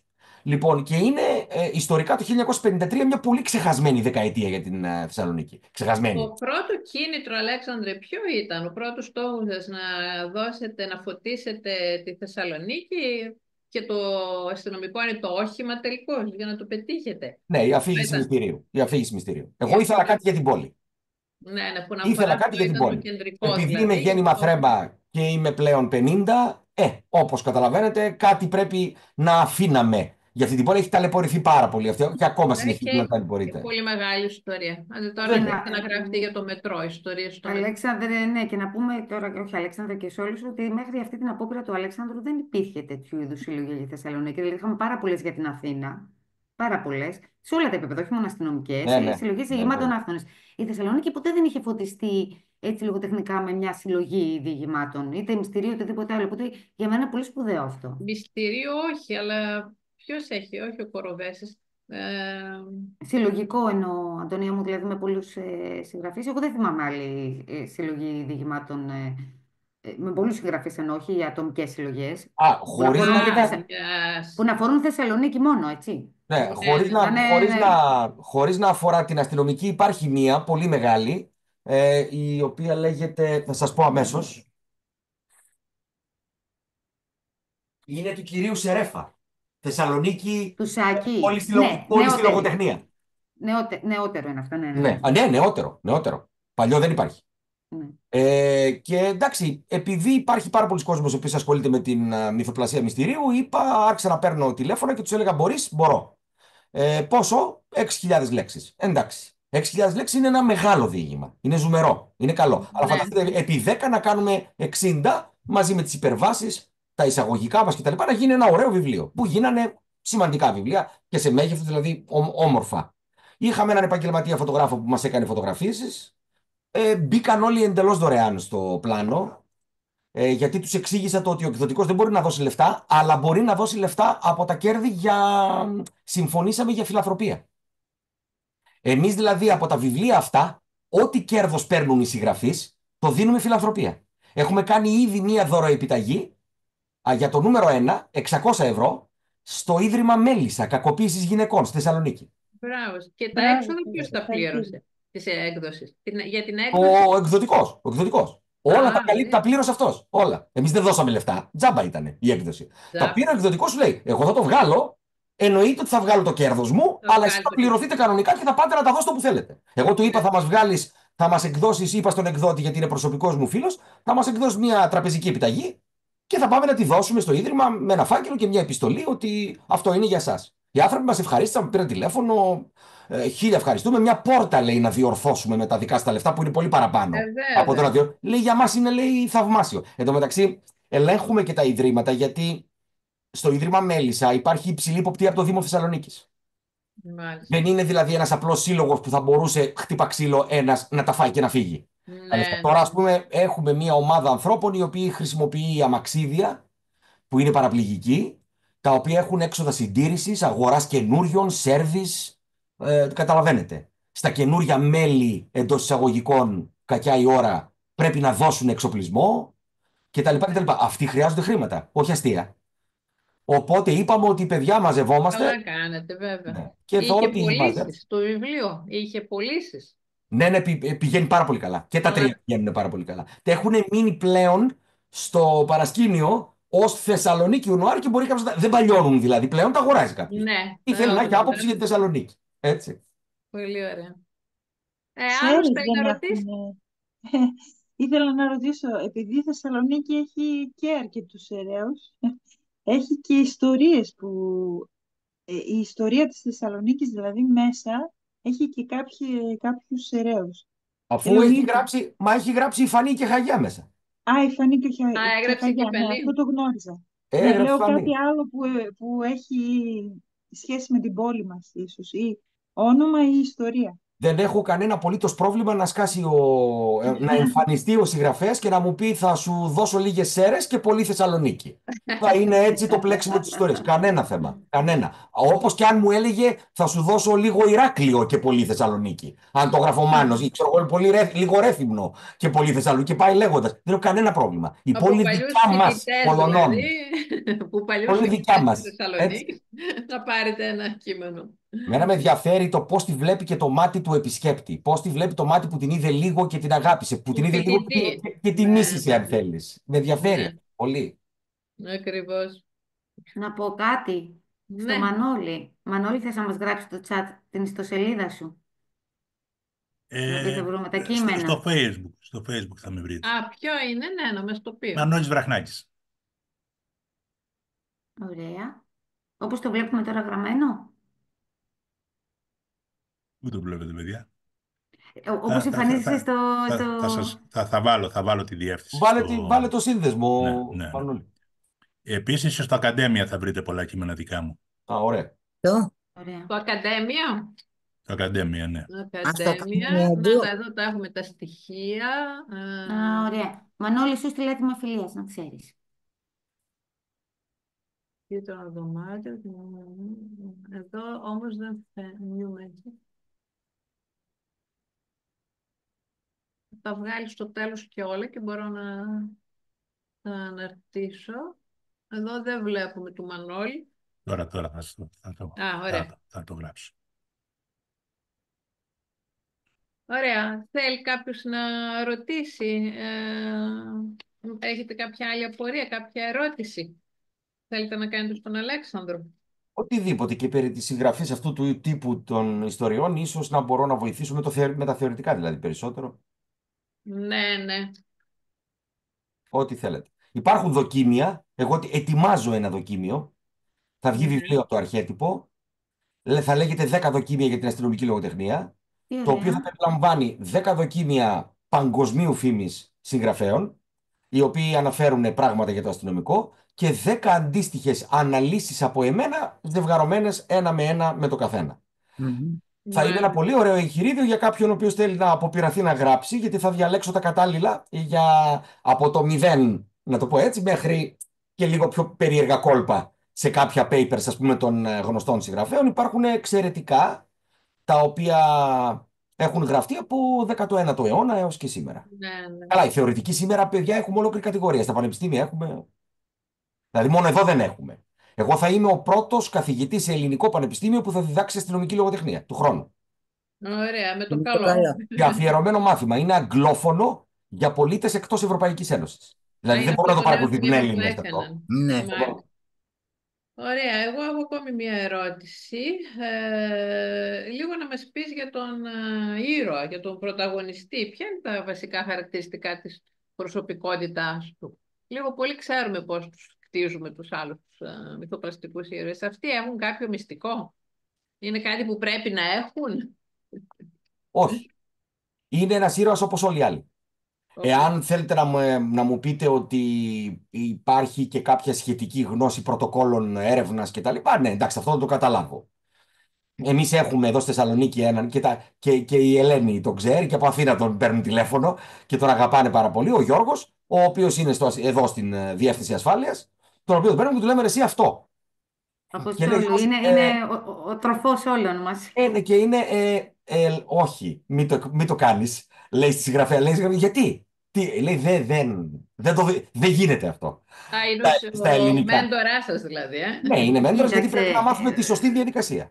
Πρέπει να έχει έναν αστυνομικό οπωσδήποτε κολλητοφύλλο, πρέπει να έχει οπωσδήποτε έναν ιατροδικαστή και κατά περίπτωση και ένα ψυχολόγο, παύλα ψυχίατρο. Δηλαδή είναι 3 βασικές ειδικότητες με τις οποίες πας αγκαλιά. Επίσης, Εγώ, στο τελευταίο είναι, το ξέρει στο τελευταίο μου βιβλίο, το ξέρει ο Αλέξανδρος, γιατί μου έκανε τη τιμή να γράψει και το πιστόφυλλο. Απευθύνθηκα στον Γρηγόρη το Λέον, ας πούμε, ιατροδικαστή, για να μου πει αν το έβριμα σε ένα πτώμα θα ήταν έτσι, γιατί ήταν μια πολύ ειδική περίπτωση. Δεν μπορούσα να το. Είναι πολύ χρήσιμο. Θα μου πει, μυθοπλασία είναι. Όσο πιο ακριβής είσαι, νομίζω ότι βοηθάει πολύ. Τώρα τα όπλα, διαμετρήματα, αν μπορούσαν να είναι έτσι, αν η πληγή που θα προκαλούσε θα ήταν τέτοια. Πρέπει να είσαι ακριβής κατά το. Ακριβώς. Και οι τοπικές αστυνομικές αρχές, δηλαδή. Και εγώ στο αστυνομικό τμήμα εδώ τη ΣΑΜ, Παρόλο που δεν έχει ανθρωποκτονιών, δεν έχει εγκλημάτων κατά τη ζωή, αλλά εντάξει, ξέρουν από. Συχνά Καλά, απευθύνομαι. το τμήμα ασφάλειας το διαχειρίζεται, Το έτσι. τμήμα ασφάλεια, ναι, εντάξει, δεν είναι τόσο εξειδικευμένο σε κάποια πράγματα, αλλά Ναι, ο Γιώργος είναι θησαυρός, δηλαδή τον έχουμε εξαντλήσει όλοι. τι λέμε. Εσείς που γράφετε αστυνομικά θα μπορούσατε να γράψετε ένα που να μην έχει. Ποίηση, όχι. Ή να μην έχει Αλέξανδρε, εγώ χαρακτηριστικά έβγαλα μια αστυνομικού. ποιητική συλλογή να σου Ένα θυμίσω. ρομαντικό, δηλαδή. Γι' αυτό τι λέμε παιδί θαύμα. Γι' αυτό, να. Λοιπόν, Δεν ξέρω, κοιτάξτε. είναι δύσκολο ερώτημα αυτό πάντως. Είναι ωραίο ερώτημα αυτό της Αντωνίας. Δεν μπορεί να γράψει τι είπες, Αντωνία, γιατί έκανε το χιούμορ και δεν σ' άκουσα. Άλλο είδος. Άλλο Ένα είδος. άλλο είδος, αν θα μπορούσε ένα μυθιστόρημα που να μην έχει τα χαρακτηριστικά του αστυνομικού, να μην υποβόσχει μια αστυνομική ιστορία. Αν θα μπορούσε. Νομίζω ότι θα ήταν σαν μια βόλτα στο λιβάδι, αν οτιδήποτε άλλο. Έτσι το νιώθω εγώ. Έχει γίνει αυτό. Έχει γίνει δηλαδή να γράψουν συγγραφείς αστυνομικής λογοτεχνίας. Μία αστυνομικά, αλλά πρέπει να πω ότι σε όλα, τουλάχιστον να σε έχω εγώ υπόψη μας, ένα πτώμα υπάρχει. Ένα πτώμα Μπορεί να μην υπάρχει, έχει την ναι. κλασική αστυνομική πλοκή. Θα μου πεις ένα πτώμα υπάρχει σε πάρα πολλά βιβλία, δεν χρειάζεται να είναι αστυνομικό. Δεν ξέρω αν μπορούν. Υπάρχει μια ιδρυματοποίηση με τα καλά της και τα κακά της στην αστυνομική λογοτεχνία. Ένας εθισμός, νομίζω, στην ίντριγκα. Εγώ πιστεύω ότι μπορεί. Εγώ πιστεύω ότι μπορεί. Πρέπει να βαριέστε πολύ. Εγώ πιστεύω ότι μπορεί. Σαν το Sherlock Holmes. Όταν δεν είχε μια υπόθεση να λύσει, έπλητε. Εγώ έτσι νομίζω ότι θα βαριέσαι. Όπως ο Sherlock Holmes. Δηλαδή, δώστε μου προβλήματα. Φώναζε, δώστε μου προβλήματα. Λοιπόν, κοιτάξτε. Δεσπίνα, πότε να βαριόμαστε, πώς το εννοείς, ήταν πολύ ωραίο αυτό. Όχι, εγώ το εννοώ ότι αν τυχόν πάρετε να διαβάσετε ένα άλλο βιβλίο, πρέπει να βαριέστε πολύ, να λέτε ναι, οκ. Όχι, καθόλου. Όχι. Εγώ, ας πούμε, διαβάζω κατά 20% αστυνομική λογοτεχνία, το 80% είναι άλλα αναγνώσματα. Ίσα-ίσα, εμείς μαθαίνουμε το άλλο, επειδή είμαστε μολυσμένοι οι αναγνώστες στο αστυνομικό, και λέω μολυσμένοι με την έννοια ότι επειδή ξέρουμε την τεχνική, ανακαλύπτουμε και τις αδυναμίες και τις ευκολίες, συχνά προτιμούμε να διαβάζουμε άλλο είδος λογοτεχνίας για να μην εκνευριζόμαστε. Η αδρεναλίνη Είναι καλύτερο το γρήγορο το δολοφόνο, Έλενα. Συμφωνώ απολύτως με την Ελένη. Και εγώ δεν διαβάζω αστυνομική. Ναι, διαβάζουμε πολύ περισσότερο άλλα. Και όποιον και να ρωτήσετε την αστυνομική λογοτεχνία, σπανίως θα βρείτε κάποιον να πείτε. Παλιότερα ναι, να σου πει διαβάζω. Κυρίως διαβάζουμε άλλα. Ας πούμε, εγώ τώρα θα πω κάτι που δεν πρέπει να το πω. Νέσβο, έχω διαβάσει ένα βιβλίο. Γιατί έπρεπε να διαβάσω. Όταν το τελείωσα, είπα: OK, πέρασα ωραία. Αλλά αν ήμουν επιμελητής, θα το είχα κόψει 250 σελίδες. Και επίσης δεν γίνεται στο ίδιο βιβλίο, σε 3 διαφορετικά κεφάλαια, όταν κολλάει, τη μία να ανακαλύπτει έναν τύπο ο οποίος έχει μία στο δισεκατομμύριο μια πάθηση με την οποία μπορεί να θυμάται, Ναι. δεν ξέρω εγώ τι. Μετά από 5 κεφάλαια να υπάρχει άλλη μια εξαιρετική περίπτωση που είναι στατιστικά μία στο 3 εκατομμύριο και τυχαίνει στο. Η οποία, πρόσεχε, έχει δίκιο η Ελένη, η οποία ισχύει, αλλά είναι πολύ τραβηγμένο. Ναι. Με το που κολλάς, ας πούμε, το να βρίσκεις εκείνη τη συνθήκη που είναι η σπάνια και να κοροϊδεύεις. Κάποιος το είπε πριν, το είπε πολύ ωραία. Να κοροϊδεύεις τον αναγνώστη και τον κοροϊδεύεις το αστυνομικό. Όταν δηλαδή έχεις κολλήσει και πας να βρεις αυτή τη σπάνια περίπτωση που δεν έχει δώσει καμία ένδειξη και λύνεται όλος ο αστυνομικός γρίφος με το 1 στο 3 εκατομμύρια. Οπότε για μένα η υπόθεση Νέσβο τελείωσε στο πρώτο βιβλίο. Δυστυχώς μπορεί να γράφει υπέροχο άνθρωπος κατά τα άλλα. Ένα διάβασα εγώ. Δεν άντεξα άλλο. Ναι. Εγώ πάντως ξέρετε πώς σας φαντάζομαι, εσάς του αστυνομικού, ότι σας πιάνει ένας ίστρος και αφοσιώνεστε σε αυτό μέχρι δηλαδή να βρείτε την Είναι πλήξη. μια πολύ ισχυρά τεχνική διαδικασία, Αντωνία. Ανεβαίνει η αδρεναλίνη, σας τρώει το ξενύχτη. Το ξενύχτη τρώει όλους τους συγγραφείς, νομίζω, δεν είναι ζήτημα. Να πω όμως κάτι για το πώς μας φαντάζεστε, επειδή υπάρχει λίγο και αυτό το κινηματογραφικό με τους συγγραφείς, δηλαδή υπάρχει ένα στερεοτυπικό για πώς φαντάζεστε. Εγώ από όσους συγγραφείς, και ο Αλέξανδρος νομίζω θα συμφωνήσει, αστυνομικής λογοτεχνίας ξέρουμε, έχουν δύο χαρακτηριστικά που τους διαφοροποιούν από τους άλλους συγγραφείς. Πρώτα απ' όλα είναι πολύ πιο δεμένη ομάδα μεταξύ τους. Αυτό καταλάβαμε τώρα, ναι. Και δεύτερον έχουν εκπληκτικό χιούμορ. Στην πραγματική του ζωή. Δηλαδή, γελάμε πάρα πολύ πώς σαρκάζοντας ένας τον άλλον, κοροϊδεύοντας δηλαδή, δεν χαϊδεύουμε. Δηλαδή, αρχίζουμε, οι κουβέντες είναι ότι άσε μας ρε φίλε, που στο τρίτο κεφάλαιο, ας πούμε, κάνεις αυτό. Δηλαδή, νομίζω, δεν ξέρω γιατί συμβαίνει αυτό, υπάρχει. Είναι δεμένη ομάδα. Αλλού είναι το ενδιαφέρον και είναι αυτό, η διελεύκανση του μυστηρίου και ο ένας να εξαπατήσει τον άλλο. Ναι. Βαριόμαστε που πήγε. Δεν ξέρω, εμείς με τον Αλέξανδρο ως φοιτητές περάσαμε καταπληκτικά, γελούσαμε όλη μέρα. Είμαι σίγουρη. Ό,τι και να Αλέξανδρο. Τι είπες, Αλέξανδρε? Λέω ότι και να γράφαμε είχαμε πεθάνει στα γέλια, δεν υπήρχε. Καλά, ο Αλέξανδρος τώρα είναι η χαρά του κάθε ανθρώπου που συνεργάζεται μαζί του. Τώρα τι να πούμε, όσοι έχουμε συνεργαστεί μαζί του το ξέρουμε. Δεν το λέω τώρα επειδή είναι εδώ, το ξέρει όλη η πιάτσα. Και αυτό που είπε πριν ότι τα τηλεφωνήματα που κάνει δεν ισχύει για Θεσσαλονίκη, ισχύει και για την Αθήνα. Ναι, Δηλαδή, το όποιον και να χιούμορ τηλεφωνήσει, είναι... όποιον και να τηλεφωνήσει. το επιβεβαιώνω, Εγώ ναι. πάντως θέλω να σου πω, Αλέξανδρε, σχετικά με την αστυνομική, για τον James Ellroy που έλεγες πριν. Μπορεί να θεωρείται μεγάλος. Εμένα αυτή η επιβράδυνση του, δηλαδή 1.300 σελίδες βιβλίου, ας πούμε, παρόλο που μου αρέσει πάρα πολύ το μυθιστόρημα και παρόλο που εγώ γράφω διηγήματα, διάβαζα σε όλη μου τη ζωή μυθιστορήματα και γουστάρω πολύ να τα διαβάζω, ας πούμε, εμένα με κούρασε αυτός ο άνθρωπος. Εντάξει, έχεις κάθε δικαίωμα. Η τετραλογία του Λος Άντζελες είναι εξαιρετικά βιβλία όλα. Ναι. Το τονίζω και είναι εκδόσεις Άγρα που είναι και καλές, πολύ προσεκτικές κτλ. Εντάξει, οι μεγάλες φάβες. Να σου πω, ο πιο επιτυχημένος διηγηματογράφος όλων των εποχών ποιος είναι? Ο Άρθουρ Κόναν Ντόιλ. Ο Άρθουρ Κόναν Ντόιλ δεν έχει γράψει μυθιστορήματα. Όλες αυτές τις ιστορίες που βλέπετε δεν είναι μυθιστορήματα. Διηγήματα είναι. Έχει γράψει 4 μυθιστορήματα, εκ των οποίων το ένα είναι το σκυλί του Μπάσκερβιλ που είναι καλούτσικο και τα άλλα 3 δεν είναι καλά. Όπως τα διηγήματά του εννοώ. Τα 40 και διηγήματα που έχει γράψει καταπληκτικά. Διηγηματογράφος. Διαβάζετε αστυνομικά άλλων? Εδώ γιατί έχουμε πολλούς αστυνομικούς συγγραφείς. Εννοείται. Ελλήνων. Η Ελένη να πει.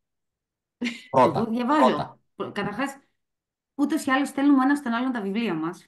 Δηλαδή, ούτως ή άλλως. Ο καθένας, εντάξει, έχει και μια ομάδα φίλων που τους εμπιστεύεται και σαν. Δηλαδή, εγώ, ας πούμε, δεν υπάρχει περίπτωση πριν το στείλω στον εκδότη να μην το στείλω στο Μήνο Ευσταθιάδη. Λέω τώρα, ας πούμε, ένα όνομα που είναι. Και πολύ ωραία επιλογή ανθρώπου. Ναι. Και πολύ ωραία επιλογή ανθρώπου και συγγραφέα και σε 2-3 άλλους που το βλέπουν πάντα. Και στον Αλέξανδρο στέλνω και μου λέει τη γνώμη του. Αλλά ναι, παρακολουθούμε. Δεν καταφέρνεις πάντα να τα διαβάσεις όλα. Είναι πάρα πολλά. Όλα δεν αλλά μπορείς. επειδή έχουμε τις αναγνωστικές μας προτιμήσεις. Δηλαδή, έχουμε και εμείς τα σιγουράκια μας. Ξέρουμε ότι άμα βγάλει ο Μήνος βιβλίο, θα είναι πολύ καλό. Θα το διαβάσει. Αλλά τι να πρωτοπρολάβεις, παιδιά, είναι ξένοι συγγραφείς. Δεν Είναι προλαβαίνει, μεταφρασμένη αυτό λογοτεχνία. λέω. Είναι τα προσωπικά γούστα, γιατί διαβάζουμε. Να πούμε ότι διαβάζουμε και πολύ τεχνικά, έτσι. Δηλαδή, διαβάζουμε και πολύ ψυχολογία, διαβάζουμε και πολύ εγκληματολογία. Δηλαδή, την έρευνα, οτιδήποτε φορά την έρευνα. Οπότε, δεν σου μένει χρόνος. Τρελαίνεσαι στο τέλος. Εγώ έχω κάτι στίβες, καλά όλοι μας. Στεναχωριέμαι, αυτό το λέω στενάχωρα. Θα ήθελα να διαβάζω όλων των Ελλήνων, αλλά. Δεν γίνεται όλα έτσι αντιπροσωπευτικά και ίσως κάποια ξένα. Ναι. Ωραία, και θα κάνω και μια τελευταία εδώ ερώτηση εγώ, να μας πει 2 πράγματα ο Αλέξανδρος για τις διαδραστικές παραστάσεις μυθοπλασίας του εγκλήματος. Αυτό το κάναμε και γιατί θα σου είναι πω. περίεργη. Θα σου πω. Έχω δει κάτι φωτογραφίες. Αυτό είναι ζωντανό και αφορά το πώς γίνονται παραδείγματος χάρη, που ξεκινήσει από το εξωτερικό τα murder mysteries, στα οποία άνθρωποι παίρνουν το ρόλο κάποιον μέσα σε ένα σενάριο εγκλήματος και παίζουν το ρόλο τους, μέχρι και κάποιοι οι οποίοι είναι οι συμμετέχοντες προσπαθούν να καταλάβουν ποιος το έκανε. Εμείς είχαμε την ιδέα με βάση τα murder mysteries στα αγγλικά, τα οποία κρατάνε από τη δεκαετία του 60, μπορεί και πιο πριν, τα οποία είπαμε να το κάνουμε μία φορά σε ελληνικό έδαφος. Ήμασταν η πρώτη δημιουργική ομάδα που το έκανε στην Ελλάδα το 2011 στο Οξυγόνο στην Θεσσαλονίκη, πάνω από τα αρχαία στην Αριστοτέλους. Ήταν τα γραφεία Βορείου Ελλάδος του Μετέχμιο. Εντάξει. Και ξεκινήσαμε τότε, μίλησα με την Ελένη Παπαγεωργίου, την κόρη του εκδότη. Μιλάω μαζί τη, την Ελένη την ξέρω προσωπικά. Μιλάμε, μου λέει: η Ελένη ήταν υπεύθυνη καταστήματος τότε Βορείου Ελλάδος. Μου λέει: Ελένη, το κάνουμε. Αυτή δεν ήξερα, αλλά με εμπιστευόταν. Σου λέει: αυτό για να λέει ότι μπορεί να γίνει όλο αυτό το πράγμα έτσι όπως το περιγράφει, φαίνεται ότι ξέρει τι λέει.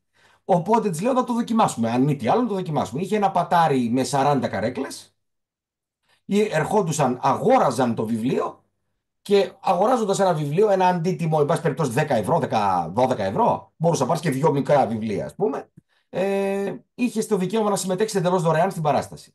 Κάναμε σύνολο 12 διαφορετικά σενάρια με 40 παραστάσεις. Δηλαδή 3 επαναλήψεις και το κάθε σενάριο. Έχουμε παίξει σενάριο στην Αμερική του Μεσοπολέμου, ντυμένοι κανονικά, έτσι, της εποχής, με τυράννιδες ήμουνα εγώ και δεν συμμαζεύεται. Οι συμμετέχοντες έπαιζαν. Συμμετέχοντες παίζουν τους detectives. Τους detectives διαβάζουν το βιβλίο. Εμείς τους παρουσιάζουμε την υπόθεση. Ναι. Έχει ένα κεντρικό συντονιστή της υπόθεσης, σαν παρουσιαστή που ήμουν εγώ, και αρχίζουμε. Τους έδειχνε οπτικοακουστικό υλικό. Βρέθηκε αυτό εκεί, ήταν πεσμένοι έτσι, δολοφονήθηκε με μαχαίρι. Αρχίσαν και κάνανε ερωτήσεις. Συγγνώμη, πόσα μέτρα από εκεί βρέθηκε το μαχαίρι? Τόσα. Σε τι κατεύθυνση? Βορειοανατολική. Σημειώνανε. Εντάξει. Μπορούμε να ψάξουμε για αυτό? Ναι, μπορείτε, τους έλεγα. Θα σας δώσω απάντηση σε λίγο. Εγώ ήμουν ο γενικός κουμανταδόρος. Ναι. Έπαιζα διπλό ρόλο. Ήμουνα ο βοηθός τους εντός παιχνιδιού, αλλά και ο παρουσιαστής εκτός παιχνιδιού του δικού. Ναι. Αυτοί παίζανε όλοι μαζί ενάντια στην υπόθεση. Όχι κόντρα ομάδες. Όλοι μαζί. Έλεγε μια εξυπνάδα η Έλενα. Εγώ δεν την ήξερα την Έλληνα. Τη χρησιμοποιούσα, έκανα δεύτερη ερώτηση. Με βάση Μάλιστα. αυτό που είπε. Και πιέζαμε και πιέζαμε και πιέζαμε. Στο δεύτερο μέρος, αφού πιέζαμε την έρευνα με τα πράγματα, τα αντικείμενα, προέκυπταν πρόσωπα. Οπότε λέγανε αυτοί, αυτός που ήταν φύλακας στο εργοστάσιο, δεν μπορούμε να τον ανακρίνουμε? Τους έλεγα ναι, μπορούμε. Την πρώτη φορά που το είπα ναι, μπορούμε, με κοιτούσαν. Σου λέει, τι έχει και άνθρωπο, θα έρθει να μας μιλήσει? Είχαν μείνει έτσι. Η έκφραση ήταν εξαιρετική. Δηλαδή, τη λέμε στα μάτια τη, έλεγα, το περιμένατε αυτό, έλεγα μέσα μου. Λέει να τον φωνάξουμε τότε. Και του λέω, έλα. Του κάνω μία. Και ήρθε, έκατσε σε καρέκλα. Αυτός είναι έτοιμος να παίξει εντελώς ανοιχτό σενάριο. Προσέξτε, αυτό είναι πάρα πολύ επικίνδυνο παιχνίδι. Επικίνδυνο με την έννοια να εκτεθεί. Διότι είναι εντελώς ανοιχτό. Δεν ξέρω τι θα ρωτήσει από κάτω. 40 άτομα ενήλικες. Με πολύ επιτυχημένες ερωτήσεις και πίεση. Οπότε τους έβαζα αντίστροφη μέτρηση, τους έβαζα ένα τάμπλετ, πάμε. 5 λεπτά. Αυτός ήταν ηθοποιός. Δηλαδή περίμενε, ήξερε πότε θα σπάσει, αν θα σπάσει και τι θα πει. Πώς θα δεχτεί πίεση, πώς θα τους κοντράρει, τα πάντα ήταν μέσα στο παιχνίδι. Οπότε αυτοί λέγανε, λέγε. Είχα φτάσει σε σημείο αγανάκτησης, κάποιοι παίκτες είχαν αρπάξει την καρέκλα, πήγαν από πίσω από τη γαλαρία και την καρφώσανε μπροστά του. Λέγανε, το θα μιλήσεις, αλλιώς δεν βγαίνουμε για τσιγάρο. Γιατί του έλεγα, κάνουμε διάλειμμα για τσιγάρο. Παιδιά, λέγανε όλοι τσιγάρο να κάνουν. Όχι, έλεγε αυτός. Έβαζε την καρέκλα. Όποιος βγει θέλει να κάνει μαζί μου. Μίλα. Θεοχάρης, θα τη λάμψει. Δηλαδή ήταν πολύ γέλιο. Θεοχάρης. Μίλα σκουλίκι. Δηλαδή τέτοια περίπτωση. Έτσι. Πόσες ώρες παίζατε με αυτό? Παιδιά, όταν είχε ξεκινήσει αυτό, τα πρώτα σενάρια διαρκούσαν με ένα διάλειμμα 20 λεπτών 4,5 ώρες. Βέβαια. Πολύ πράγμα. Δεν έφευγε, όχι κανένας. Ήθελε κι άλλο. Δηλαδή ήταν απίστευτο. Αν ήσουν αστυνομικός διευθυντής, θα ήσουν πιο αποτελεσματικός από τον αστυνομικό διευθυντή τον τωρινό? Όχι. Όχι. Γιατί όχι. Εγώ θα σου πω ένα παράδειγμα πραγματικής ιστορίας στη Γαλλία με τον Βιντόκ. Με τον Φρανσουά Βιντόκ. Ο Βιντόκ ήταν εγκληματίας, τον οποίο έπιασε η γαλλική αστυνομία και τι έκανε? Τον αγόρασε όπως κάνουν οι Αμερικάνοι, πρακτικά εντός εισαγωγικών, το μετέτρεψε σε διευθυντή ασφάλειας. Και ήταν ο πρώτος ο οποίος είχε κρατήσει πέλμα παπουτσιού ως αποτύπωμα σε αρχείο. Φακέλωνε. Δηλαδή ήταν πολύ οργανωμένο. Ναι, γιατί ήξερε τον τρόπο λειτουργίας. Γιατί ήξερε πώς να ψάξει τον κακό, γιατί ήταν και ο ίδιος κακός νωρίτερα. Αντιλαμβάνεστε, μιλάμε για πολύ έξυπνα πράγματα που έχει γράψει η ιστορία και πολλοί δεν τα ξέρουν. Και τους λένε, ωραίο. Επίσης, ποιος μας θα ξέρει ότι τα αποτυπώματα έχουν ξεκινήσει από 2 διαφορετικούς επιστήμονες και τελικά επικράτησε ο ένας. Τα αποτυπώματα υπήρχαν και από έναν αγγλόφωνο της Αργεντινής, αλλά και από έναν Γάλλον, αν δεν κάνω λάθος. Και προέκυψε η μία από τις 2 μεθόδου. Και διάφορα άλλα τέτοια. Λοιπόν, να ρωτήσω κάτι. Πόσα μάθαμε σήμερα? Ναι, Δέσποινα, ερώτηση. Σαν αυτό που περιγράφατε με το θεατρικό που κάνατε 4,5 ώρες, αυτό που παίζουν τώρα τα παιδιά, νομίζω ότι το λένε Secret Room. Νομίζω. Αχ, ναι, μπράβο, το Escape Room. Έχει καμία σχέση? Όχι, Θα μπορούσε κάλλιστα το Escape Room να είναι ένας κλειστός θάλαμος, ο οποίος, η λογική του escape room είναι το ότι το σενάριο σε πιέζει εξαιτίας της αντίστροφης μέτρησης που έχεις. Η λογική σε ένα escape, γιατί εγώ διδάσκω και παιχνίδια στο πανεπιστήμιο. Παιχνιδοποιεί για την παιδαγωγική σχολή. Λοιπόν, ο τρόπος με τον οποίο μπαίνεις μέσα, εκείνο που μετράει, το γεγονός ότι μπαίνεις και σε 60 λεπτά αντίστροφη μέτρηση. Τώρα, εάν μέσα στο δωμάτιο υπάρχει ένα έγκλημα το οποίο ψάχνει να βρει τον δολοφόνο, το οποίο υπάρχουν διάσπαρτα χαρτιά της υπόθεσης, ναι, είναι μια θεματική αστυνομική, η οποία μέσα σε 60 λεπτά πρέπει να βρεις τι έγινε, αλλιώς αποτυχάνεις και βγαίνεις από το δωμάτιο. Αλλά όχι, δεν είναι ένα murder mystery. Είναι murder mystery αν η θεματική του είναι murder mystery. Ναι. Εντάξει, εκείνο που έχει ενδιαφέρον είναι το ότι είχαμε κάνει ένα παιχνίδι τον Αύγουστο του 25, αν θυμάστε, ήταν πολύ σημαδιακός μήνας, διότι είχαμε στήσει σε ένα διόροφο στη Θεσσαλονίκη μια ιστορία αστυνομική με ηθοποιούς, το οποίο έμπαινε σε ένα διόροφο με 6 δωμάτια, το οποίο ήταν αστυνομική ιστορία. Και έβγαινε στα 120 λεπτά. Η αντίστροφη μέτρηση ήταν 120, έπρεπε να σπάσει την υπόθεση. Και τότε τα παιδιά ήταν συγκινητική η προσέλευση του κόσμου, οι οποίοι είχαν capital controls, ήταν η πρώτη μέρα που είχαν ξεκινήσει τα capital controls. Και δεν είχαν λεφτά να έρθουν. Δεν είχαν λεφτά. Και ήταν, 2020, μάλλον. Το 2015. Τον Αύγουστο του 2015. Εμείς το σχεδιάζαμε τον Ιούλιο, έβραζε τότε η κατάσταση και έγινε η ιστορία με τα capital controls και είχαμε τόσο κόσμο ο οποίος έκανε ουρά στα ATM για να βγάλει λεφτά να έρθει να παίξει. Ήτανε 29 ιστορίες... Ιουνίου έγιναν. Ναι, 29 Ιουνίου, στην απελευθέρωση των Σερών. 29 Ιουνίου έγιναν τα capital. Τότε πιο νωρίς ξεκινήσαμε. Τότε, γιατί θυμάμαι χαρακτηριστικά ότι και η πρώτη πελατεία μας ήταν. Παίξαμε μέχρι τέλη Αυγούστου, όλη τη σεζόν. Ήτανε καλοκαιρινό και το. Έχεις τίποτα προφητικές ικανότητες, έτσι. Δεν φταίω εγώ. Δεν φταίω. Να ρωτήσω κάτι άλλο. Ναι. Προτιμάτε ο εγκληματίας να είναι άντρας ή γυναίκα? Δεν έχει προτίμηση αυτό. Υπάρχει τώρα τελευταία. Καταρχάς, θεωρώ τις γυναίκες πολύ πιο έξυπνες σε σχεδιασμό. Εντάξει. Πιο αιμοβόρες. Πιο αιμοβόρες. Όχι. Πολύ πιο έξυπνες για την αστυνομική μιλάω. Όχι για τα εγκλήματα, προς Θεού. Να σας πω, επειδή κάποιοι λένε οι άντρες και οι άντρες λόγω ομής δύναμης. Βγήκε η Νίνα η Κουλετάκη, την ξέρει πολύ καλά η Έλενα. Έχει βγάλει το Φώνησες, το βιβλίο. Εκδόσεις Κύφαντα. Η δεύτερη έκδοση είναι εντυπωσιακή. Να το. Τούβλο. Πραγματικές ιστορίες. 50 υποθέσεις μέσα έχει. 100, δεν ξέρω, ούτε ξέρω. Δηλαδή, λίγο είδα. Πώς λέγεται, γιατί δεν... Φώνησες. Είναι ίσως η πιο ολοκληρωμένη έρευνα, όχι ίσως, σίγουρα η πιο ολοκληρωμένη έρευνα σε πραγματικές υποθέσεις εγκλημάτων που είχαν δηλαδή ως θύτες γυναίκες. Είναι από παγκόσμια και ελληνικές. Η Νίνα έχει κάνει τρομακτική έρευνα. Δεν ξέρω και διεθνώς αν υπάρχει τόσο... Είναι πραγματικές ιστορίες. Όλες, ναι. Έχει επισκεφτεί μέρη, έχει κατεβάσει έγγραφα. Τρομερή. Και πάει και πάρα πολύ καλά αυτό το βιβλίο. Πάρα πολύ. Είναι ντοκιμενταρίστικο, πάει πάρα πολύ καλά. Κύφαντα. ΚY-Φ-Α-Ν-Α. Κύφαντα. Να το. Στην ουσία δηλαδή παρουσιάζει τις ιστορίες, δεν είναι μυθοπλασία. Τα κύφαντα είναι εκδοτικός Έλληνας. Ναι, απλώς η μυθοπλασία, ο τρόπος με τον οποίο παρουσιάζει μάλλον την ιστορία, έχει μια λογοτεχνικότητα. Δηλαδή, αφηγείται την ιστορία και το κάνει ακόμη πιο ενδιαφέρον και εύκολο στην.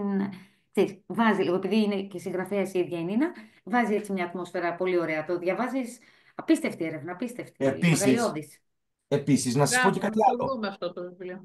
Μου ήρθε τώρα η τέτοια. Πήρα από το Historical Quest, πήρα έναν Τσέχο συγγραφέα, Historical Quest, από την έκθεση του Μαΐου που μας πέρασε. Λοιπόν, ο οποίος έγραφε για αρχηγό γοτθικής φρούρας που έλυνε εγκλήματα. Να το. Ιστορικό αστυνομικό. Να το. Μάλιστα. Και πολύ ωραίες εκδόσεις αυτές, μικρός εκδοτικός οίκος, αλλά παιδιά ψάχνει να έχει διαμαντάκια. Όχι τα κύφαντα. Καλά, και τα κύφαντα είναι το σπίτι μου, αλλά τα κύφαντα είναι εκδοτικός οίκος. Να σας δώσω ένα λεπτό, γιατί κάνετε αρκετές ερωτήσεις και είναι σημαντικές. Να σας δώσω το σύνδεσμο. Γιατί έκανε μόλις μια εξαιρετική ιστοσελίδα τα κύφαντα έχουν κάνει. Και θα δείτε εκεί και τη δουλειά της Έλληνας, θα την αναγνωρίσετε αμέσως. Τι ωραία κουβέντα κάναμε σήμερα, πολύ χαίρομαι. Ορίστε. Αυτό είναι kifandabooks.gr. Αν μπείτε μέσα... Γράψε και το Historical Quest που είναι πολύ ωραίος εκδοτικός οίκος για να μαθαίνουμε και τους μικρούς που είναι πολύ αξιόλογοι. Γιατί αυτό μου το βγάζει μετά στο Zoom μαζί με τα άλλα τα αρχεία, θα του στείλω. Ο Historical Quest είναι εδώ. Επίσης με πολύ μεγάλο ενδιαφέρον, με υποστήριξη από το πολιτιστικό κέντρο της Πρεσβείας της Τσεχίας στην Ελλάδα, στην Αθήνα. Έτσι, πολύ σημαντικό. Είδατε όταν έχει πολιτική ένα κράτος για το θέμα του βιβλίου και προωθεί τις μεταφράσεις, σε αντίθεση με εμάς. Η Τσεχία έχει τα τελευταία χρόνια κάνει μια εντυπωσιακή διπλωματία μέσω βιβλίου. Εντυπωσιακή. Πάρα πολύ εντυπωσιακό. Μπράβο, Καημός ωραία τα μεγάλος. παιδιά. Πολύ ωραία τα είπαμε. Άλλος θέλει να ρωτήσει, κάποιος άλλος να ρωτήσει Ώρα που γυρίζει, προλαβαίνετε ό,τι θέλετε, εδώ είμαστε. κάτι για το αστυνομικό. Εγώ ήθελα να ρωτήσω επίσης από τις ιστορίες εγκλημάτων, τις αληθινές ιστορίες εγκλημάτων, ποια είναι αυτή την οποία ξεχωρίζετε. Βιβλία που να έχουν στηριχθεί Την σε ελληνική πραγματικές πραγματικότητα. ιστορίες. Στην ελληνική. Από την ελληνική. True crime δεν έχουμε πολλά στην Ελλάδα. 5-6 είναι όλα. Γιατί υπάρχει πάντα ο φόβος των μηνύσεων των απογόνων. Είναι πολύ δύσκολο το true crime. Δηλαδή θα πρέπει να αλλάξει τελείως την ιστορία ή θα πρέπει να έχει ας πούμε, ο Γιαννουλέας ο Παναγιώτης είχε γράψει και μάλιστα ήταν και ο ίδιος μέρος αυτής της ιστορίας για την Μάνη, την δηλητηριάστρια της Μάνης. Είναι γνωστή serial killer τότε που είχε ξεκάνει κόσμο στην Μάνη. Αλλά ο Παναγιώτης ο Γιαννουλέας ήταν παιδί παρολίγων θύματος. Δηλαδή έχει επιχειρήσει να σκοτώσει τη μητέρα του. Είναι πάρα πολύ ωραία γραμμένο γιατί έχει μέσα και τη δημοσιογραφική έρευνα και τη λογοτεχνικότητα. Και μετά από εκεί πέρα true crime έχει γράψει μόνο ο Γιάννης ο Ράγκος. Την ιστορία των περιβόητων Νορβηγοί Σουηδοί ήταν αυτή. Γερμανοί, Μπασενάουερ και ο Μπασενάουερ και που ήρθαν στην Ελλάδα και καθάρισαν κόσμο. Δεν έχω υπόψη μου άλλο. Έχω γράψει και εγώ ένα true crime. Θα σου πω. Και με φόβο ψυχής κιόλας το έγραψα. Είναι ένα μικρό διήγημα που αφορά ένα αληθινό έγκλημα γυναικοκτονίας με θύμα μια Αλβανία από τον άντρα της. Έχω αλλάξει τα ονόματα βέβαια. Έχω αλλάξει τα ονόματα. Αλλά είναι αληθινό. Κατερίνα, πού το βρίσκουμε, γιατί μου αρέσει πάρα πολύ το true. Και true crime, ο Μίνος Ευσταθιάδης. Είναι πάρα πολύ μικρό το διοίκημα. Είναι εκδόσεις Καστανιώτη. Επειδή εγώ είμαι μέλος μιας τέλος πάντων προσπάθειας που λέγεται η Φωνή της για την προστασία των... Μαζί είμαστε Κατερίνα. Είσαι και εσύ. Ωραία, λοιπόν, στο πρώτο τόμο, γιατί τώρα ετοιμάζεται για δεύτερος, εκεί θα το βρεις. Είναι και αυτό φρέσκο του Μίνου Ευσταθιάδη, που δεν αφορά ελληνικό έγκλημα, είναι 2 ιστορίες εγκλημάτων στη Γερμανία με πολύ ωραία έρευνα. Σου γράφω από την κοιλιά του κτήνους, φρέσκο, μόλις τώρα βγήκε. Πώς λέγεται ο τίτλος?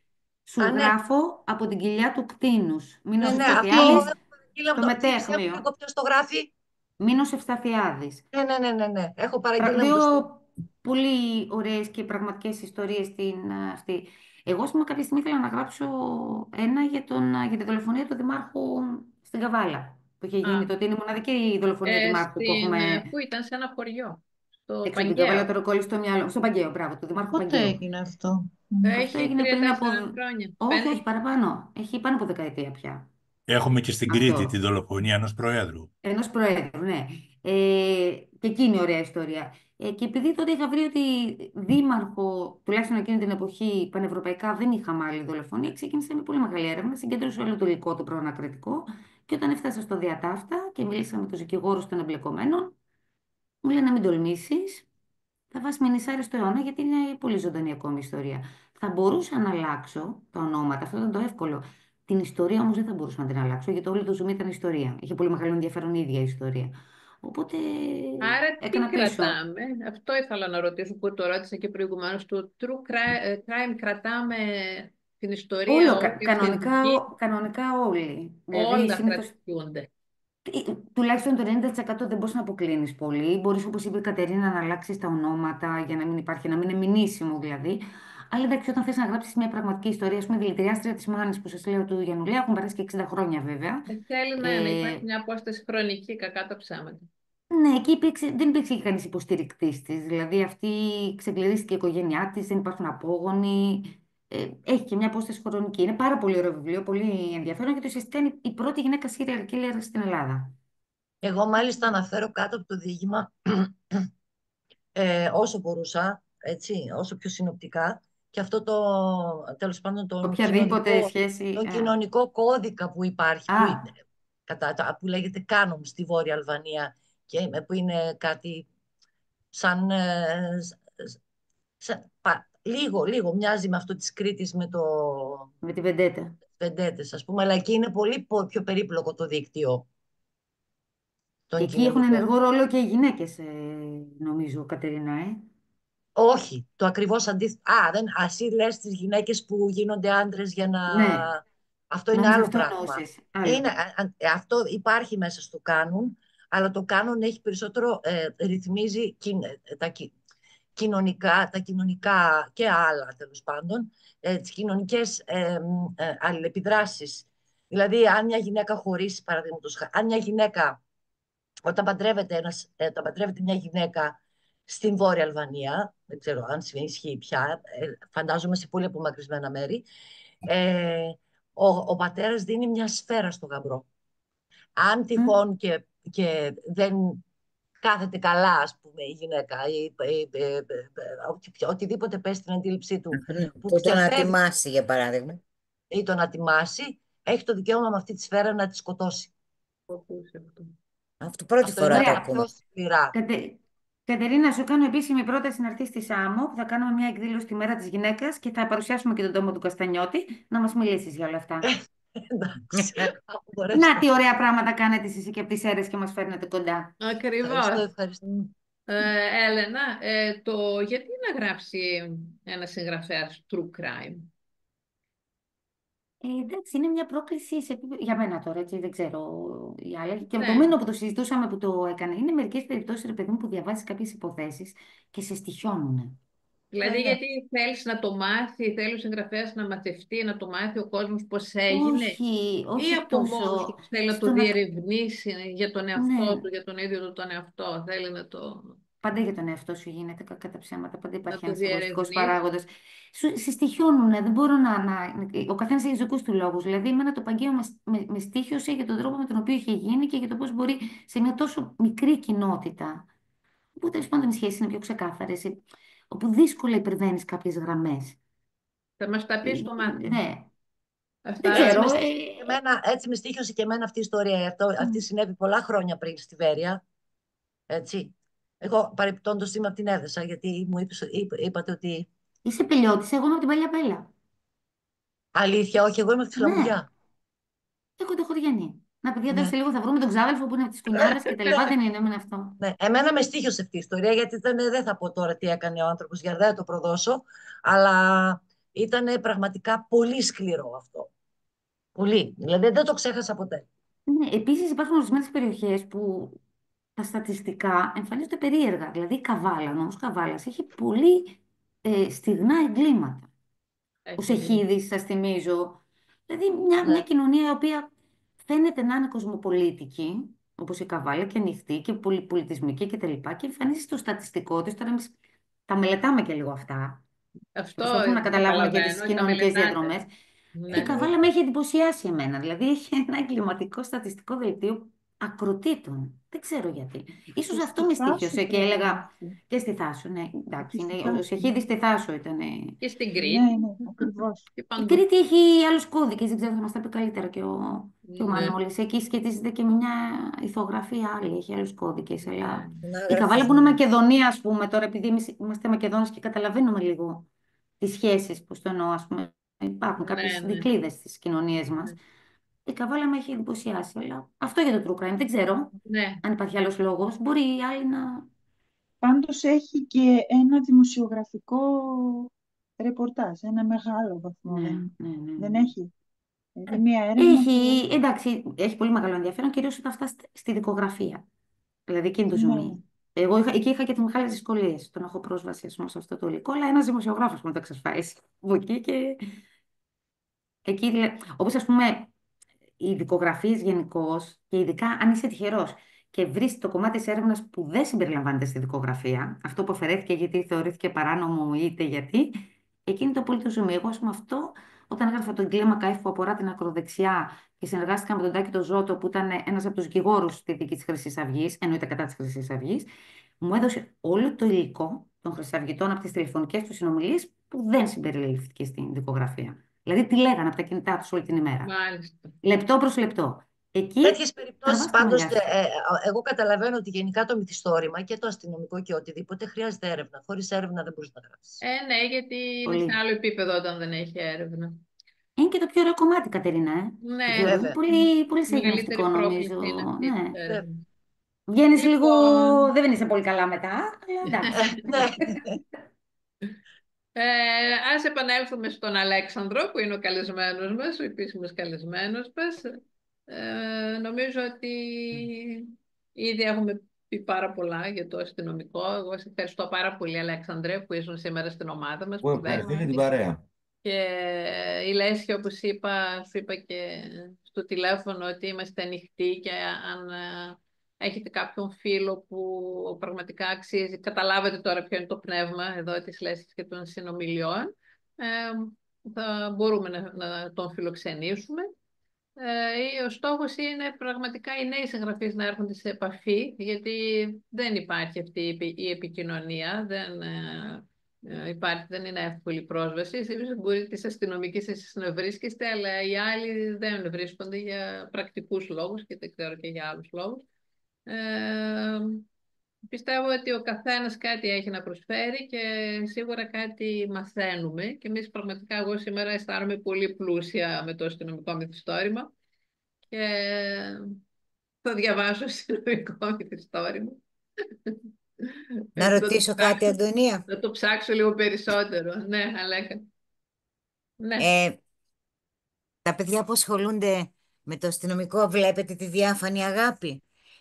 Είναι αστυνομικό σενάριο στην τηλεόραση και μου έκανε εντύπωση που ξεκινάει από το θύμα. Γίνεται ένας φόνος και όλη η δολοφονία του, αυτός δηλαδή ο οποίος έκανε το φόνο, εκτιλήσεται μέσα από τον ίδιο τον δολοφονηθέντα. Πολύ πρωτότυπο. Δεν ξέρω άλλη φορά αν Έχει έγινε αναδρομή δηλαδή. Και... ο σεναριογράφος, δηλαδή αυτός που το έγραψε, γιατί σε εισαγωγικά είναι και αυτό ένα μυθιστόρημα, έτσι δεν είναι? Ένα σενάριο αστυνομικό. Και εγώ το βλέπω μόνο και μόνο για αυτό το λόγο. Επειδή έχει ενδιαφέρον και το θεώρησα σαν πρωτότυπο. Εσείς πώς το βλέπετε? Είναι πρωτότυπο. Υπάρχουν και άλλα τεχνάσματα στα παγκόσμια αφηγηματικά παράγωγα.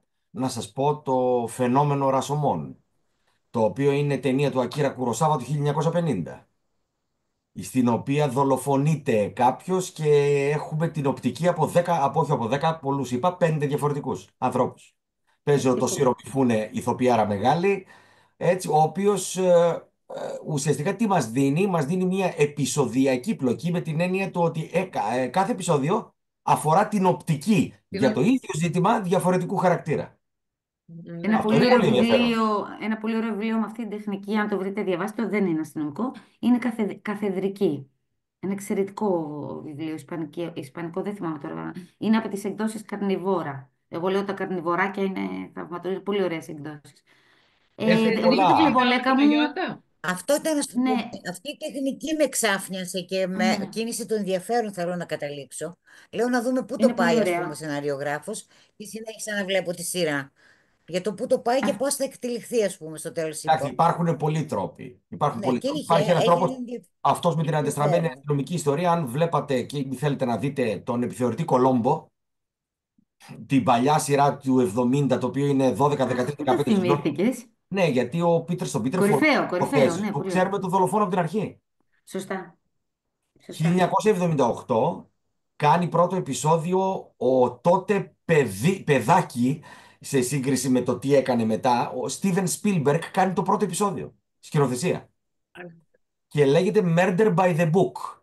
Το σενάριο του Κολόμπο στο πρώτο επεισόδιο, το Murder by the Book, έχει ως εξής: 2 συγγραφείς, οι οποίοι γράφουν αστυνομικοί σε έναν εκδοτικό και το γράφουν διαδοχικά. Δηλαδή γράφει ένας ένα κεφάλαιο, ο άλλος διαβάζει το προηγούμενο και συνεχίζει. Μετά ο άλλος διαβάζει τα 2 πρώτα και γράφει το τρίτο. Μετά ο άλλος ξαναέρχεται, διαβάζει τα 3 πρώτα και γράφει το τέταρτο. Και πάει λέγοντας, ένα λάξ.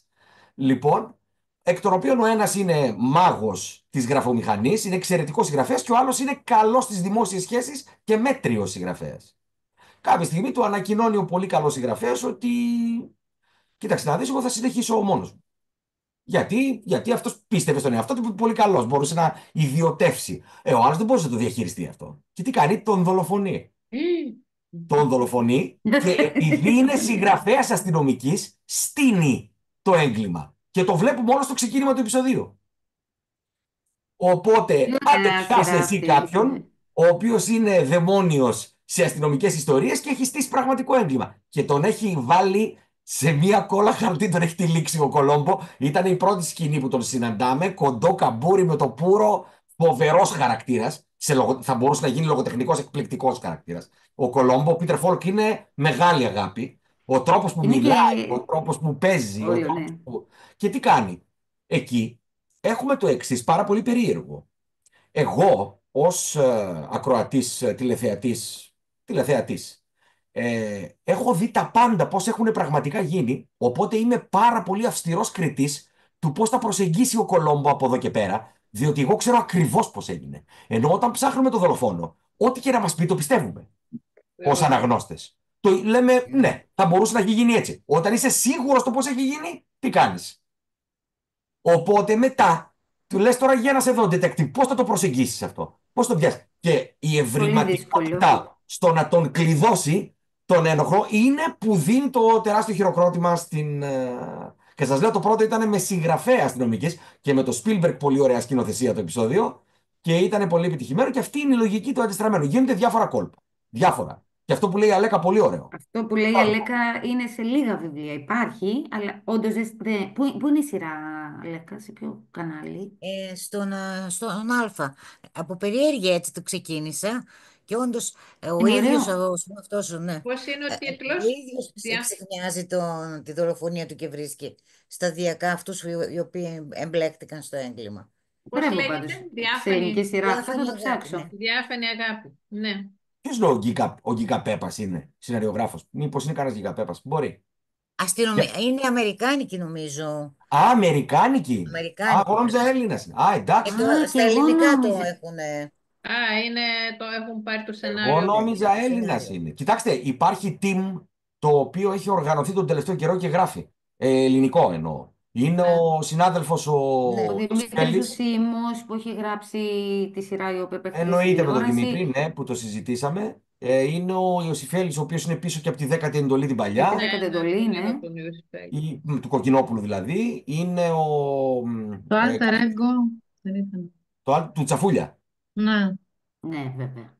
Το θεωρώ υπερτιμημένο, αλλά είναι καλό. Για τα ελληνικά δεδομένα είναι καλό. Αλλά θεωρώ ότι από κάποια στιγμή μετά ξεφούσκωσε, δεν μας έδειξε κάτι καινούριο. Δηλαδή κάτι εντυπωσιακό. Στην αρχή πάντως ξεκίνησε πολύ καλά. Στην αρχή, ναι. Του Τσαφούλια ήταν... Στην αρχή, ναι. Πώς το λέγαμε? Θεωρώ ότι... το πρώτο. Θεωρώ ότι έχουμε δυνατότητες. Ναι, άρχισαν να κινούνται τα πράγματα. Εκείνο το οποίο δεν καταλαβαίνουμε είναι ότι εγώ μπορώ να προκαλέσω μυστήριο με 3 ηθοποιούς μέσα σε ένα δωμάτιο. Ναι. Δεν θέλω ούτε υπερπαραγωγή, λεφτά, κάμερες, εξωτερικά πλάνα κτλ. Τι χρειάζεται, αλήθεια? Τι χρειάζεται?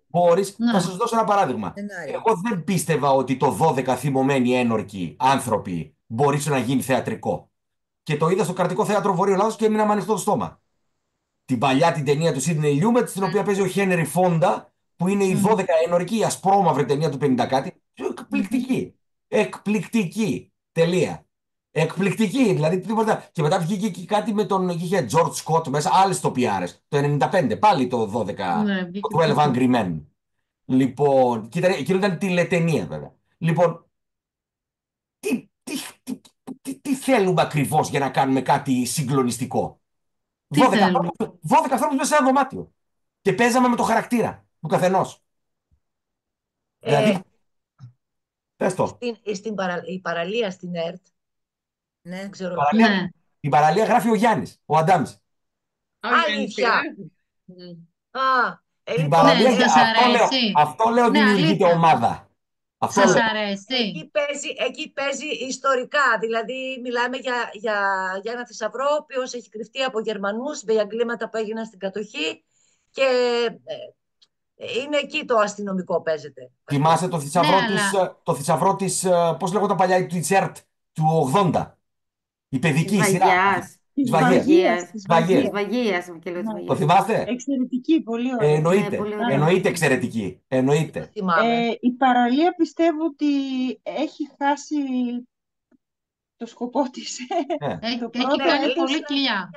Η αλήθεια είναι αυτό. Τον πρώτο χρόνο ήταν συναρπαστική ως ένα σημείο και μετά... Ξέρετε γιατί?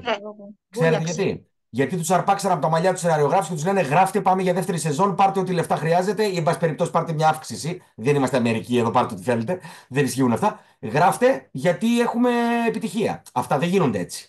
Ναι. Όταν είχε γίνει η παλιά η σειρά το Lost, ας πούμε. Έχει πουλιάξει απίθμενα τώρα. Ναι, δηλαδή. Έχει όταν είχε... βουλιάξει, δεν σε ενδιαφέρει πλέον. Να με παίρνει ο Γιάννης τηλέφωνο, μου λέει δεν μου λες 9 χιλιοστών αυτό και τα λοιπά. Του λέω πού τότε. Όχι. Μου λέει αυτό και τι θα βάζεις εσύ. Του λέω τι, χάστε την μπάλα. Δηλαδή μου έκανε κάτι άκυρες ερωτήσεις τελείως. Του λέω χάστε την μπάλα. Τι έγινε τότε. Πίεση. Χαροπαλεύουμε, πιεζόμαστε. Χαροπαλεύουμε, πιεζόμαστε. Αυτό. Όταν χαροπαλεύουν αυτοί, εμείς το καταλαβαίνουμε όμως. Όχι. Εγώ τον Γιάννη πιστεύω είναι εξαιρετικός. Αλλά το λέω περισσότερο για το ότι επειδή βγήκε φασούλη, ότι υπάρχει χρήμα στην ελληνική τηλεόραση και σου λέει κάτσε να γράψουμε σενάρια, αλλά σε συνθήκες στρες δεν έχει δοκιμαστεί η ελληνική τηλεόραση. Σε συνθήκες στρες. Κύριε Μυροφορίδη, να ρωτήσω, το Μαέστρο πώς θα το χαρακτηρίσατε? Το Παπακαλιάτσε.